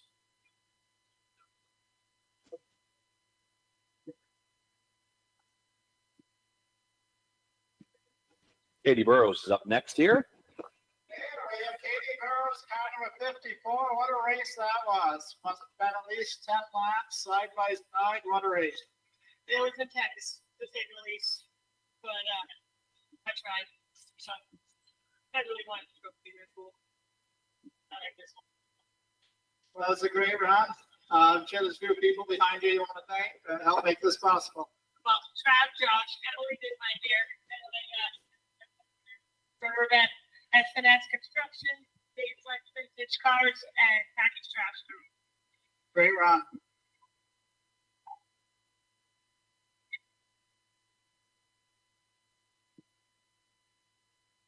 Our 23 champion, Spencer Braley, is kind of a part-time driver, so he's no stranger to victory lane here, but he got it going tonight and check right out. Great run. Thank you very much. First, I got to thank God absolutely for letting us all be here tonight and do this. Butch and April, all the crew here, everything they do for us. This is beyond appreciated. Thank you. Congratulations to these guys. No slouches to Victory Lane either. I figured you guys were right there. So, yeah, got to thank my sponsor, Cornerstone Contractors.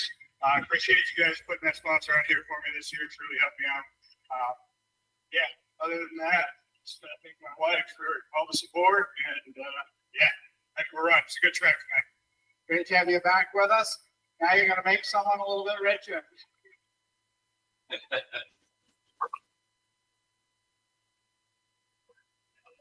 So a great job by our guy on the track there. He's a good interviewer. And some nice comments by your winner here tonight. And that was Spencer Braley. And Spencer at 160 points is a long ways out of first. But you know what? He can move up from 13th. He's got all summer to do it.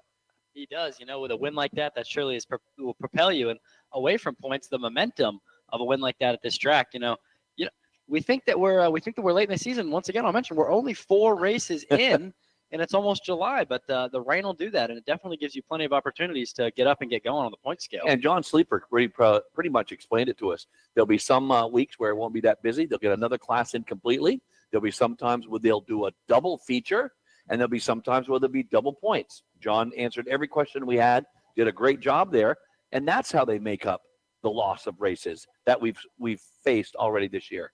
And it's really good to see. I think White Mountains does something similar to make up with the thing. The hard thing or the easy thing about White Mountains with this rain is they're paved. So if it rains, they can dry it. If it rains here, it could rain at noon and you're done for the 6 o'clock race. It's just the penalty of the dirt. You're right. That's a huge difference right there.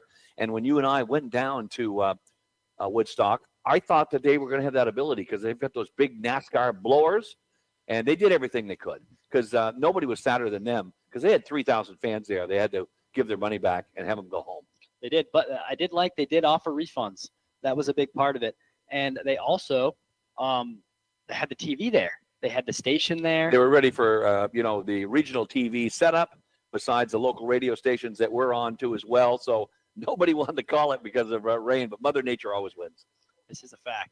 As we are getting ready for the dirt stocks, which are our next ones. And once again, the winners of this division will go into the first turn area, and you can go meet them if you come to Bear Ridge and get a picture, all that, and then they'll drive in front of us in front of the stands. And it's one of my favorite Bear Ridge traditions here that they got going. Tyler Fellows leads that. He has 248 points. Right behind him, Mike McClay at 246, and then Matt Pike comes in at 232. And so there can be a lot of shuffling going on in those big 3 positions. And starting off in this race, the 3 and the 81 will get the nods here. That's Travis King. He's in the 3, and Dana Carter right behind him. They're in 7th and 8th. A chance for them to come up big tonight, possibly. The dirt stocks is one of the most exciting divisions here at Bear Ridge. They just built for the track, and the drivers, a lot of drivers start in a smaller series and graduate to the dirt stocks. So you're seeing a professional level of driving here at Bear Ridge week in and week out. And some of the cleanest paint schemes that you're going to see here too. And a lot of green. We were talking about it earlier. Green, green, green. You get the green 81, the 27 with the green letters, and the green 6X. Well, it is the Green Mountain State, It is the Green Mountain State. I don't know if that's a factor. Probably not. But anyway, the green does show up, though, under the lights here, Chris. Obviously, the white isn't bad. The orange seems to really show up, too, as well. And the pinks, not many have them, but they're very nice as well. And so a lot of different style cars in this race as they come around turn number 4, waiting for green. They got green, and out of the blocks, here comes number 81, and we'll hear what our boys next door have to say. And we are racing at the Ridge. Dana Carter, the early leader here as they get it out of number 4 turn. Carter has won some features here, not this year. Also, right on his right side in the number 3, it's Travis King. John Fields in the 46. Matt Pike in the 27. Oh, caution on the Speedway. I believe that is Hunter Gaduno in the number 13. So we're going to have an early caution here. We did get 2 laps in, and that will stall things for a while as Gardino and a couple other drivers got into it. The tow truck getting ready to enter the track, but now he's backing it off. Again, they have radio control there. Joe Thibodeau, he's the main. He is the general. And if he says tow truck on, it comes on. And if he says tow truck off, it comes off. But the car that was in it, he has left the track and gone into the pit area. So they're going to be able to restack and resume right off the bat for their club right off here early on. 2 laps in. As we are already on race number 5. So we're, despite the stoppages early, they're pretty close to on schedule, Chris. We're down to just a couple races to go. Well, and I think we can attribute that to the quick on and off style of Bear Ridge. They have pit road. They have going into pit road. You go in the beginning of turn 4, and you can come right onto the track at the beginning of the first turn. And the second, literally before the victory lane interviews are done, the next round of cars are already on the track to get ready going. So that's smart organization. And you're absolutely right. When you come off 3, you can just go straight into the pits. That's a quick release point, isn't it? It is perfect. And you don't really see a lot of pits and getting pits and then back onto the track, because once your car is damaged, sometimes here you're done. But I will applaud a lot of the drivers when you have those long endurance races that you'll see mid-July, kind of end of the year like we had at the championship. A lot of drivers actually have the ability to get in there, fix their own car up, and get back onto the track. And that's, you know you're not going to win, but it's just the love of the race that you love to see here at Bear Ridge. They want to go around on the track. They want to get the reps in, and you just love to see it. And John Sleeper reiterated that over and over. It's family. It's working together. It's fun. Not everybody wins, but you get the family out. You work together. Some of these guys are fantastic mechanics. It's funny how John said he can't fix anything. I'm with John. I can't either. Yeah, you're preaching to the choir here. I don't know a lot, but I know that it's fun. I know it's fun to watch them go quick. And I will say though, a lot besides mechanics, a lot of these drivers and their families got to have some artists, because we have seen some immaculate paint schemes. I think my favorite right now is that 7 car. It looks like an homage to the old Bill Elliott Hooters mobile whipping around there. That is going bad. It looks like the same make even, doesn't it? It looks like an old Chevy? Yeah. It looks like that it. is the old, oh, look at that. Yeah.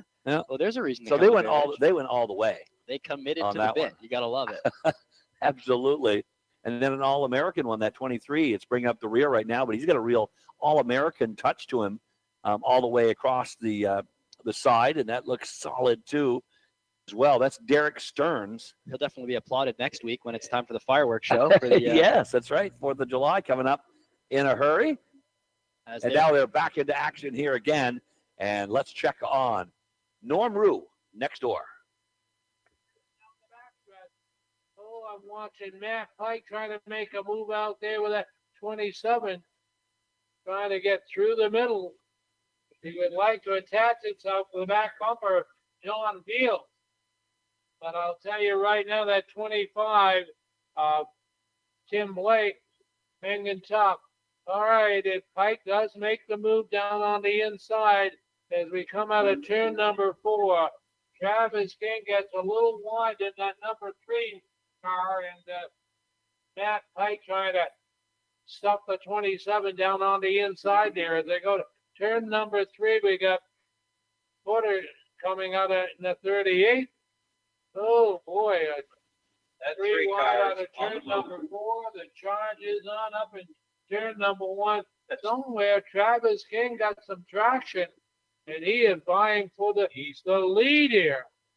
He's got something on the outside. And that 38, John Porter making his presence known. Josh Bosono in the number 2. Oh, what a side-by-side race for the dirt stalkers. Dana Carter holds them off right now as we will complete lap number 6. The 81 is your leader, Travis King, in that number 3. Right now, he's finding it outside of his liking. John Fields right there waiting for something to happen. Matt Pike coming back alongside of John Porter in that number 38. Pike in the 27. So they shoot it down the backstretch here with Dana Carter, your leader. We're looking at Josh Bosono in the number 2X back there along with Tyler Fellows as they try to get through traffic. Mike McClay tied up in the traffic jam out there in turn number 2. My money's on Travis King. What a move. Oh, there goes a loop-de-doo. Chris.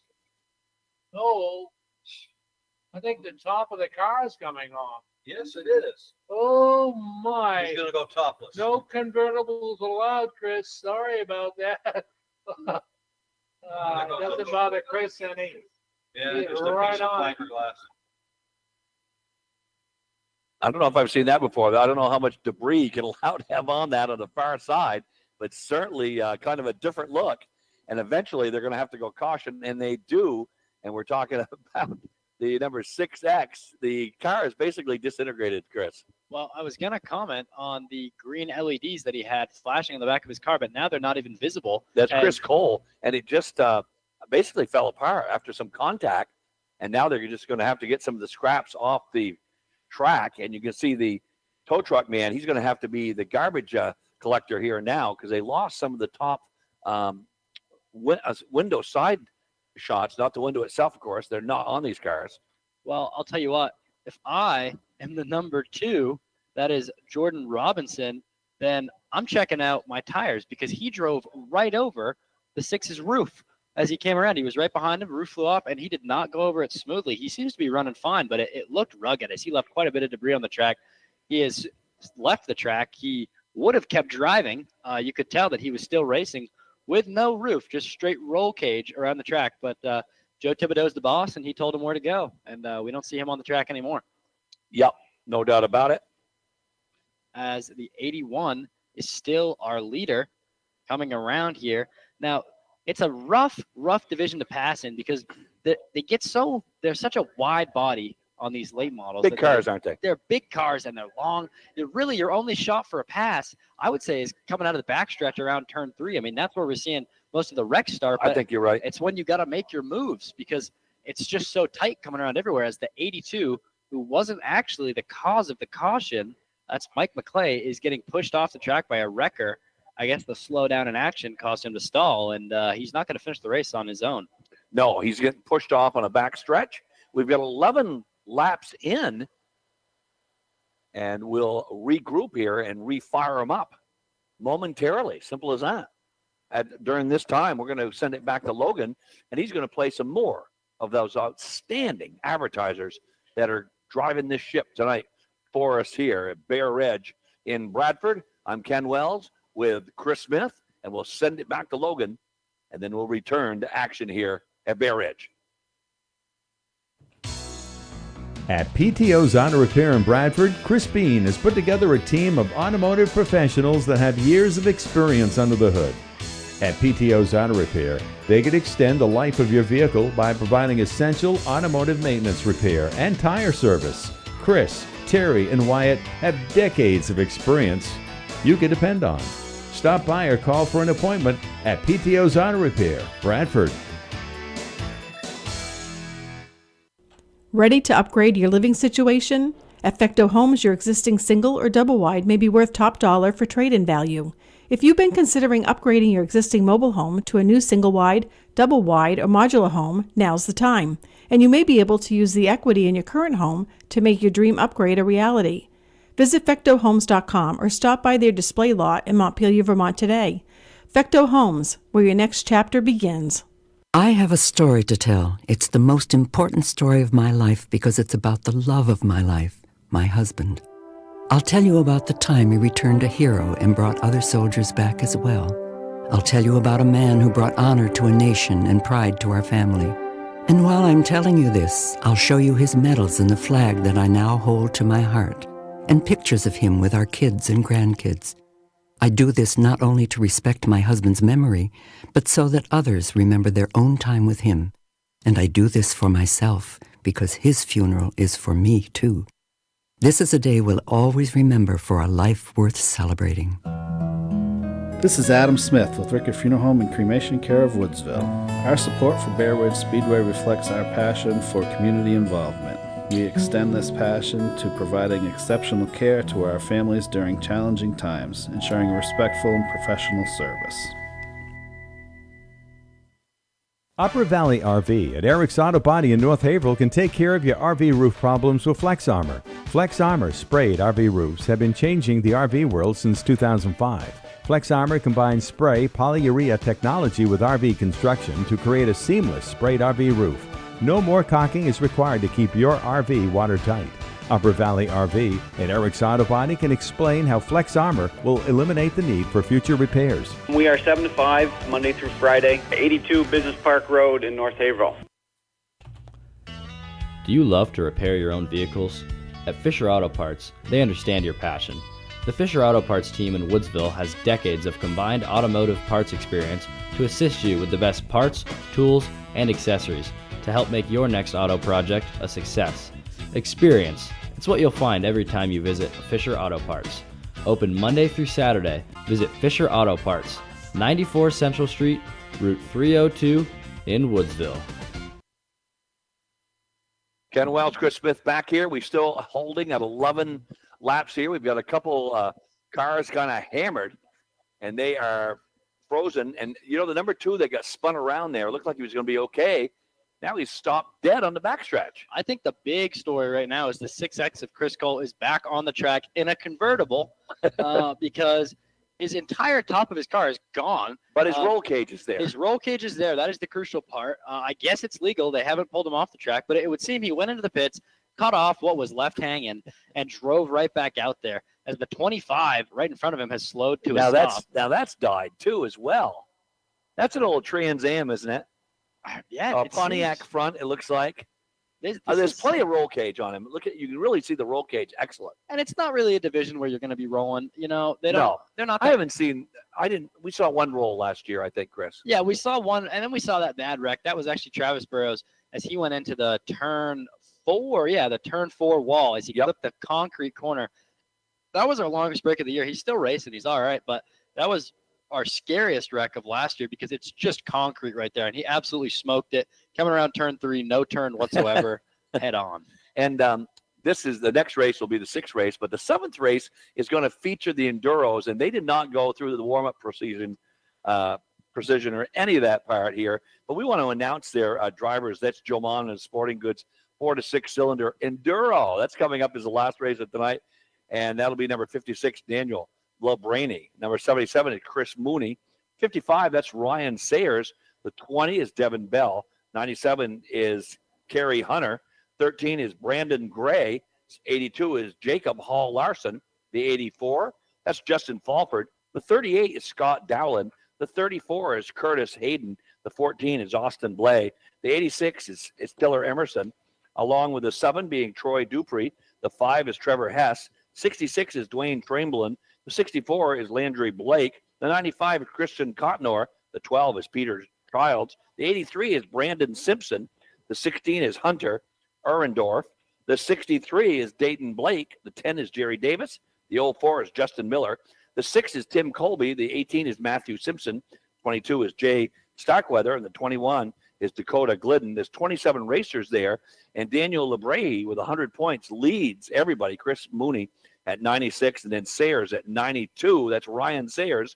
And so we expect a wild free-for-all, I would say, and that's later tonight, folks. And you know what? If you're hanging around with nothing to do, you can still come over the track because they're going to be at it for a couple more hours. There is plenty of racing left to do, and the Enduros, they stick in the back. That's why a lot of the fans here are there. That's what they're going to see tonight. They're sticking around because that is what they want to see. The Enduros are fun. They're quick. That is the best part. And it is what it's named. You have to endure the other 27 competitors. You do. And the funny thing about the Enduros that I thought was cool is each one, I don't know if you've noticed this last year when you were here, they have a 4-wheeler push start them to get them going on the track. I like it. I do too.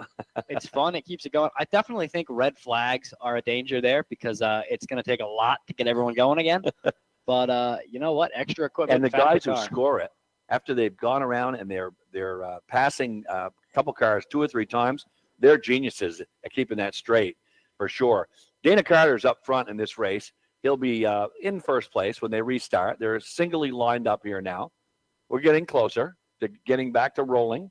Rolling Thunder's what we're looking for here, folks. You know, Ken, I'm thinking back, as I read it earlier, my interview with Kevin LaForest, and I'm just looking over the notes we got here, and I can't get over he's getting into racing that his brother was racing lawnmowers. I've never heard. Have you seen something like that? I have seen it on TV, and it's pretty funny. They're quicker than you think they are. They obviously are souped up lawnmowers with no blades on them, but they're little lawnmower engines, and you got to start somewhere. I'd like to do that. That sounds like I mean, everyone's been on their lawnmower pretending it's NASCAR getting around, right? But I've never actually done the real thing with it. I gotta imagine they're susceptible to rollovers or something. I mean, even at a regular speed. They're top heavy, so you're absolutely right. I think we're getting ready to go green once again here. John Fields is in second place here, and then following in third is number 3. That's Matt Pike in third. They went green single file here. I don't think we've seen Travis King actually in third. Let me clarify that. And they're off, and they're running again. And we're going to see what the boys next door have to say now that we're back to green. The outside here right now in that 27 car. Tyler Fellows coming with him in the number 7. And John Porter in the number 38. Halfway north. Okay, so we are going 25 laps for the dirt stalker. Yeah. I thought we were going. Carter is your race leader. Oh, Porter in trouble. He had to back off the throttle in order to save the situation out there, but he is coming back. Watch that number 38 make his way through traffic.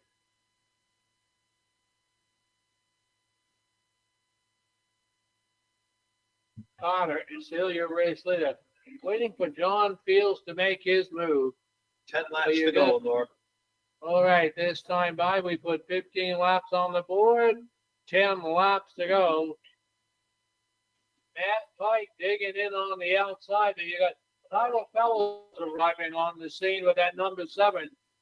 And you got Keith Manser. You got a group of cars out there could end up winning this. So don't go riding home yet. Wait for Dana Carter to make this happen for him. What a race with the dirt stalkers again tonight here. Close action.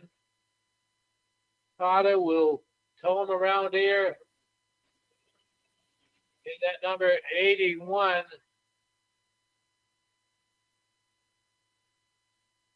Tyler Fellows. Oh, Chris Cole in trouble down next to the barrel. I mentioned it, Chris. You didn't have to touch it. All right, caution on the speedway for the 6X car. So the 6X finds himself in trouble here again, and that will clog things down. We're scheduled for 25 laps. We do have 17 in the books here. Next will be the Dirt Car Sportsman Modifieds. That's Jason Gray on top of the standings there, just barely by 2 points over Max Dolliver. That's a good race there. And then 11 points behind them, Todd Buchwald. And then 2 points behind him, Mike Ryan, tied with Aiden Hervey. So that is 13 points between the top 5 drivers. That's going to be interesting coming up next. We got to get 8 more laps in on this one, though. First, Chris. Well, it's going to be tight. I mean, with this amount of restarts and cautions, we can at least expect a good finish out of this one. At least we would hope. But, yeah, it's a tight points division going into it. And I think this race is really going to heavily affect it.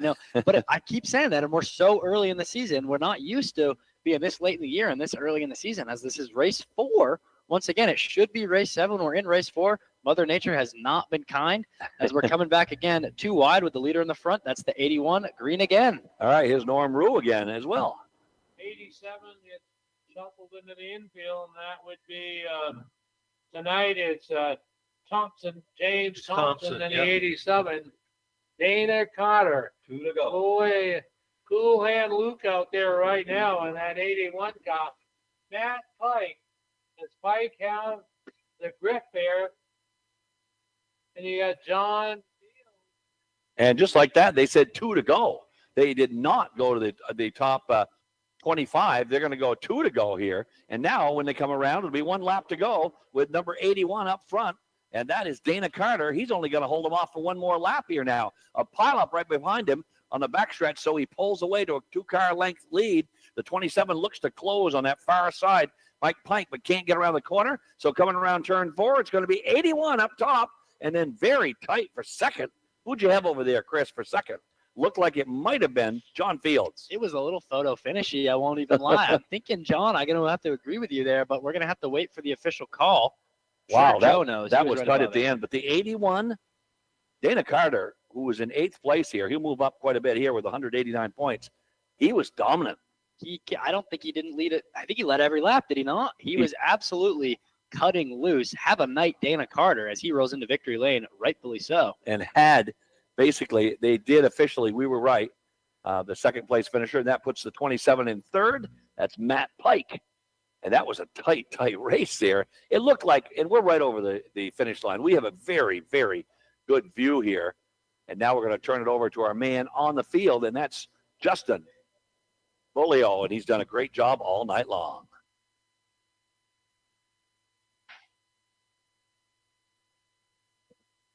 We're down here trackside. Victory in May. On Wells River Savings Bank night. Have them as a sponsor. We thank Valley Building Supplies for sponsoring this division. Another great thing, Wells River Savings that's coming down the pipe. In August, they're going to be offering tap cards. So, like your credit cards, you just tap them at the checkout. You don't have to swipe them. That's something new coming along. So that's pretty exciting that they're going to be offering that. There, what a run. Matt Pike there. Great run. Top to bottom. Got gain two spots, losing 2 spots. So fast restart seemed to help you. It's total finish for third. Yeah, John and I run a good race there. I thought I had it, but Same thing for tonight. I like the first one, good show. Busy being clean. Yeah. Great runs, got to feel pretty good. A good show for everybody.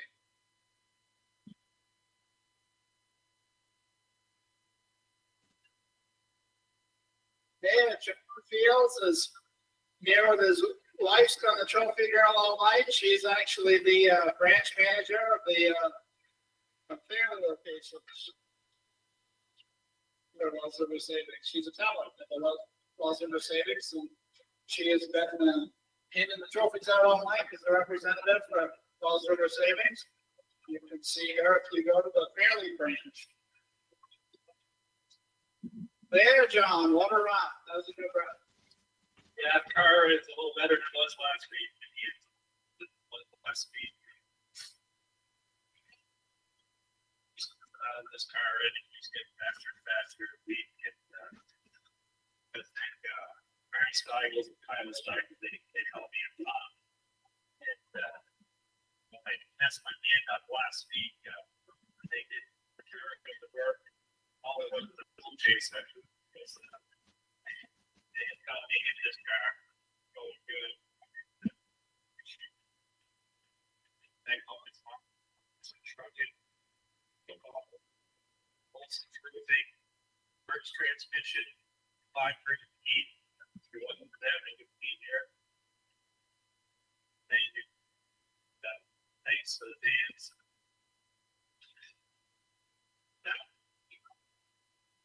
That was a great show.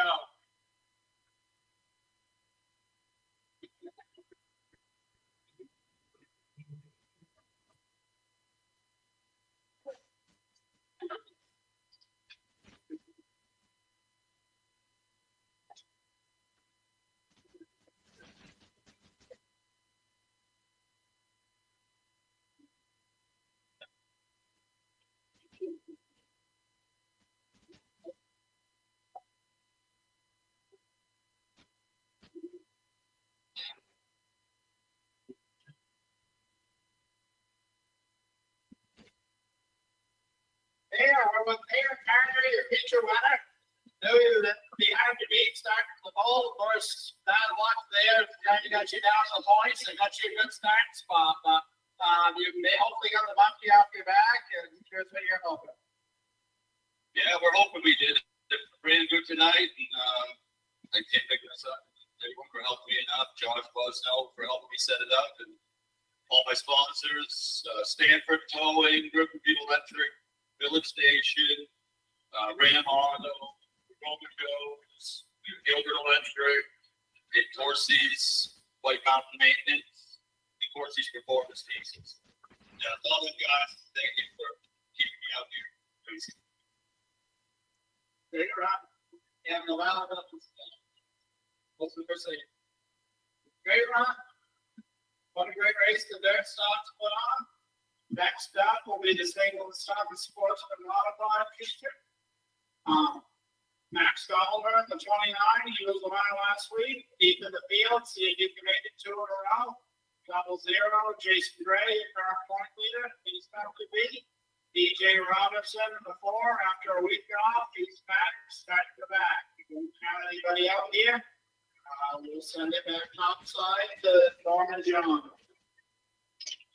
Okay, nice job by our man on the field in Victory Lane, and we thank him very much, Justin Bolero, for doing the job. And we've got a good field for the Dirt Car Sportsman mods there, and you want to give us the MO on our starting grid here, sir?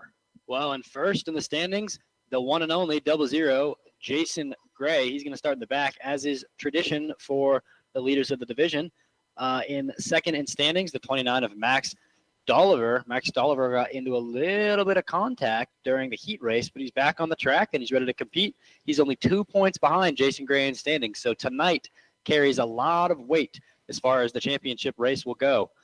In third place, the 631 of Todd Buckold with 255 points. He is 11 behind the rest of Jason Gray and Max Dolliver, but tonight could change that. In fourth, the 86 of Mike Ryan. In fifth, the 13 of Aiden Hervey. In sixth, the 42T of Robert Tucker. In seventh, the 24P of Ashton Pearson. In eighth, the 33 of Melvin Pearson. In ninth, the 3 of Jeff Huntington. And to close out our top 10, the 3H of Kyle Huntington. That is your top 10 in championship standings for the Sable & Sons Dirt Car Sportsman mod. Sable & Sons also sponsors the scoreboard that we get to read the laps on, Ken.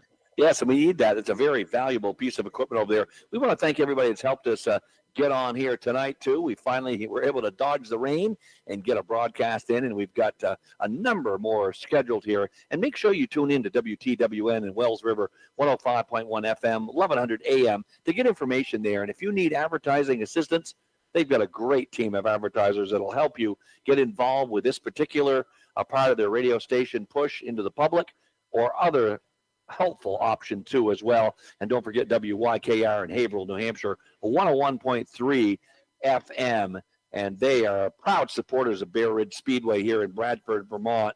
And we want to thank everybody that's helped us tonight. Norm Rue and John Sleeper, they've allowed us to get into their world a little bit over the course of the evening. Justin Bolero, just a super job of running things in Victory Lane at the end of things. We're getting close to the end of our broadcast here tonight. We will be around for the start of this clash, which is going through their final warm-ups here. And then, of course, if you're in the neighborhood, well, you can always come over and watch the Enduro, and that'll be an hour of good fun. They're going to be here for a while, Chris. It is going to be a long night at the Ridge with some of the best track food in New England. Yes. So make sure to stop by. And Josh, we would be remiss if we didn't mention Josh's app, the WYKR app, where you can listen anywhere, anytime. That's how we have international listeners, even people from the Indian Ocean who John has talked to. Man, that's global. That is global, as we have gone green in the Sable & Sons Dirt Car Sportsman mods as the 22 of Jeff Huntington takes the lead. And these cars go right after each other. They got big power. They got great chassis to absorb contact along the way. And the engines are all the same. It really comes down to the skill of the drivers. It really does. Not correct myself. That's actually the 22 of Thomas Palacey. He is 12th in standings, and if he keeps his lead, he's going to have a heck of a jump in the championship race. 3 wide on that turn through 4, and Jason Gray comes out of it, out of the 3-man pileup. He's still a long ways back, but that's a good job of driving by the 00 right there. The Sportsman mods rip around. Some would say these cars are built for the Ridge. They are part of why you can hear the rumble through the mountains. That's for sure. Let's see what John Sleeper has got to say on this big race. Leader is Tom Placey, followed by the 3 car of Jeff Huntington, or Chris Huntington, excuse me, Kyle Huntington. We have too many Huntingtons here tonight. Anyway, Chris isn't here tonight. yeah, Chris isn't here tonight. Norm and I just figured Number out. 9. Yeah. He so- has a. Yeah, so Lacey goes by the stripe one more time with Kyle Huntington in hot pursuit. Jeremy Huntoon in third in the 26 car. Then it's car number 3 of Jeff Huntington. Some cars trying to make their way. Look who's coming up from the back, up on the outside. It's the car number 00, Jason Gray, defending track champion. He knows how to drive the outside around here. That does the 24 of Ashton Pearson. Ashton Pearson trying to work his way up on the outside. Jason Gray just carefully, cautiously working his way around different cars. He's gotten by Buckwall. Now he's got his sights set on Aiden Herbie. Aiden Herbie in the 13. Oh, here comes a move up on the outside. Pearson, Ashton Pearson with a move up on the outside. He's found some bite up there. Getting around the 26 of Huntoon. Ashton Pearson in the 24, relegated up to third. Huntoon now back to fourth. Jason Gray has found some spot now on the inside. Jason Gray in the 00. He's got underneath the 33 of Melvin Pearson. He got by Aiden Herbie as well. Watch that 00, ladies and gentlemen. Lacey goes by the strike one more time with Kyle Huntington right hot on his heels. Ashton Pearson in a distant third. Then it's Jeff Huntington. Oh, we got a little bobble there. Look at this. 3 wide on the backstretch. Oh, my heart, Jason Gray. What a race by Gray. Holy suffering Moses. What a move by Gray. Robert Tucker as well, threading the needle there around Jeremy Huntoon. Tom Lacey. Still your leader, followed by the 3 of Huntington. Then it's the 24 of Ashton Pearson, the 3 car of Jeff Huntington. Now it's Jason Gray up to 5th place.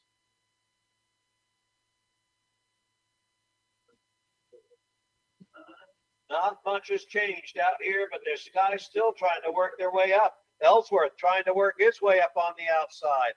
Jeremy Huntoon relegated back a few positions, trying to scratch and claw his way back up towards the front. Aiden Herbie, oh, they bump and grind as they go into 3. Oh, another bump and grind as the 631 of Buckwall goes down into the infield. Back on the track. Great driving by these guys.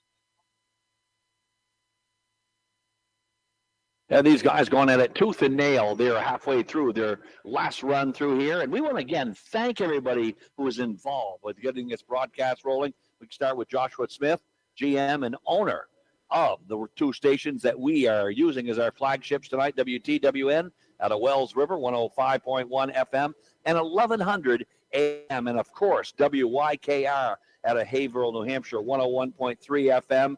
And also a pat on the back to Logan, who is covering for Joshua. Joshua's got to drive about 2 hours to get home, so I don't know when he sleeps. I haven't figured that out yet, but we appreciate both those gentlemen's work. And again, if you need advertising to get your wares out in this area, you contact these local radio stations. They'll work hard for you. They'll get your message out, and they are the dominant signal in this area here. So that's just good business to use those local WTWN and WYKR.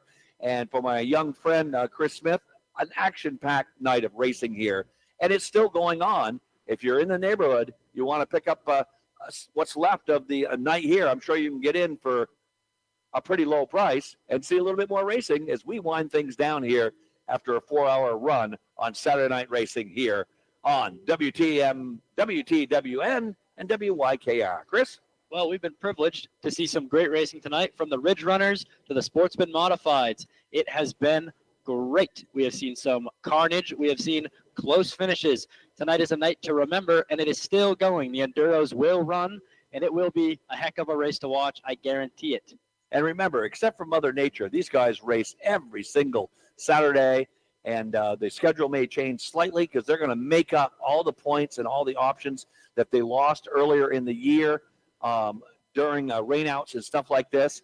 So they'll be ready to roll every time you come out here. It's just a matter of having Mother Nature give them a little light. And, of course, a special circumstance coming up here is they're going to have a bunch of cowboys come in bulls and horses and daring riders. We saw it last year, and that's an event not to be missed in this region as well. And don't forget, next week, June 28th, the early 4th of July celebration, there will be fireworks after the race. So make sure to come next week and stay afterwards for the 4th of July celebration. And while we have a break in the track here for Chris Smith, I'm Ken Wells, and we are signing off from Bradford, Vermont. And this, of course, is the legendary Bear Ridge Speedway. And you are listening to WTWN at a Wells River, 105.1 FM, 1100 AM, and WYKR Country from Haverhill, New Hampshire, 101.3 FM. For Chris Smith, I'm Ken Wells. Have a good weekend, everybody, and we'll be back in 3 weeks.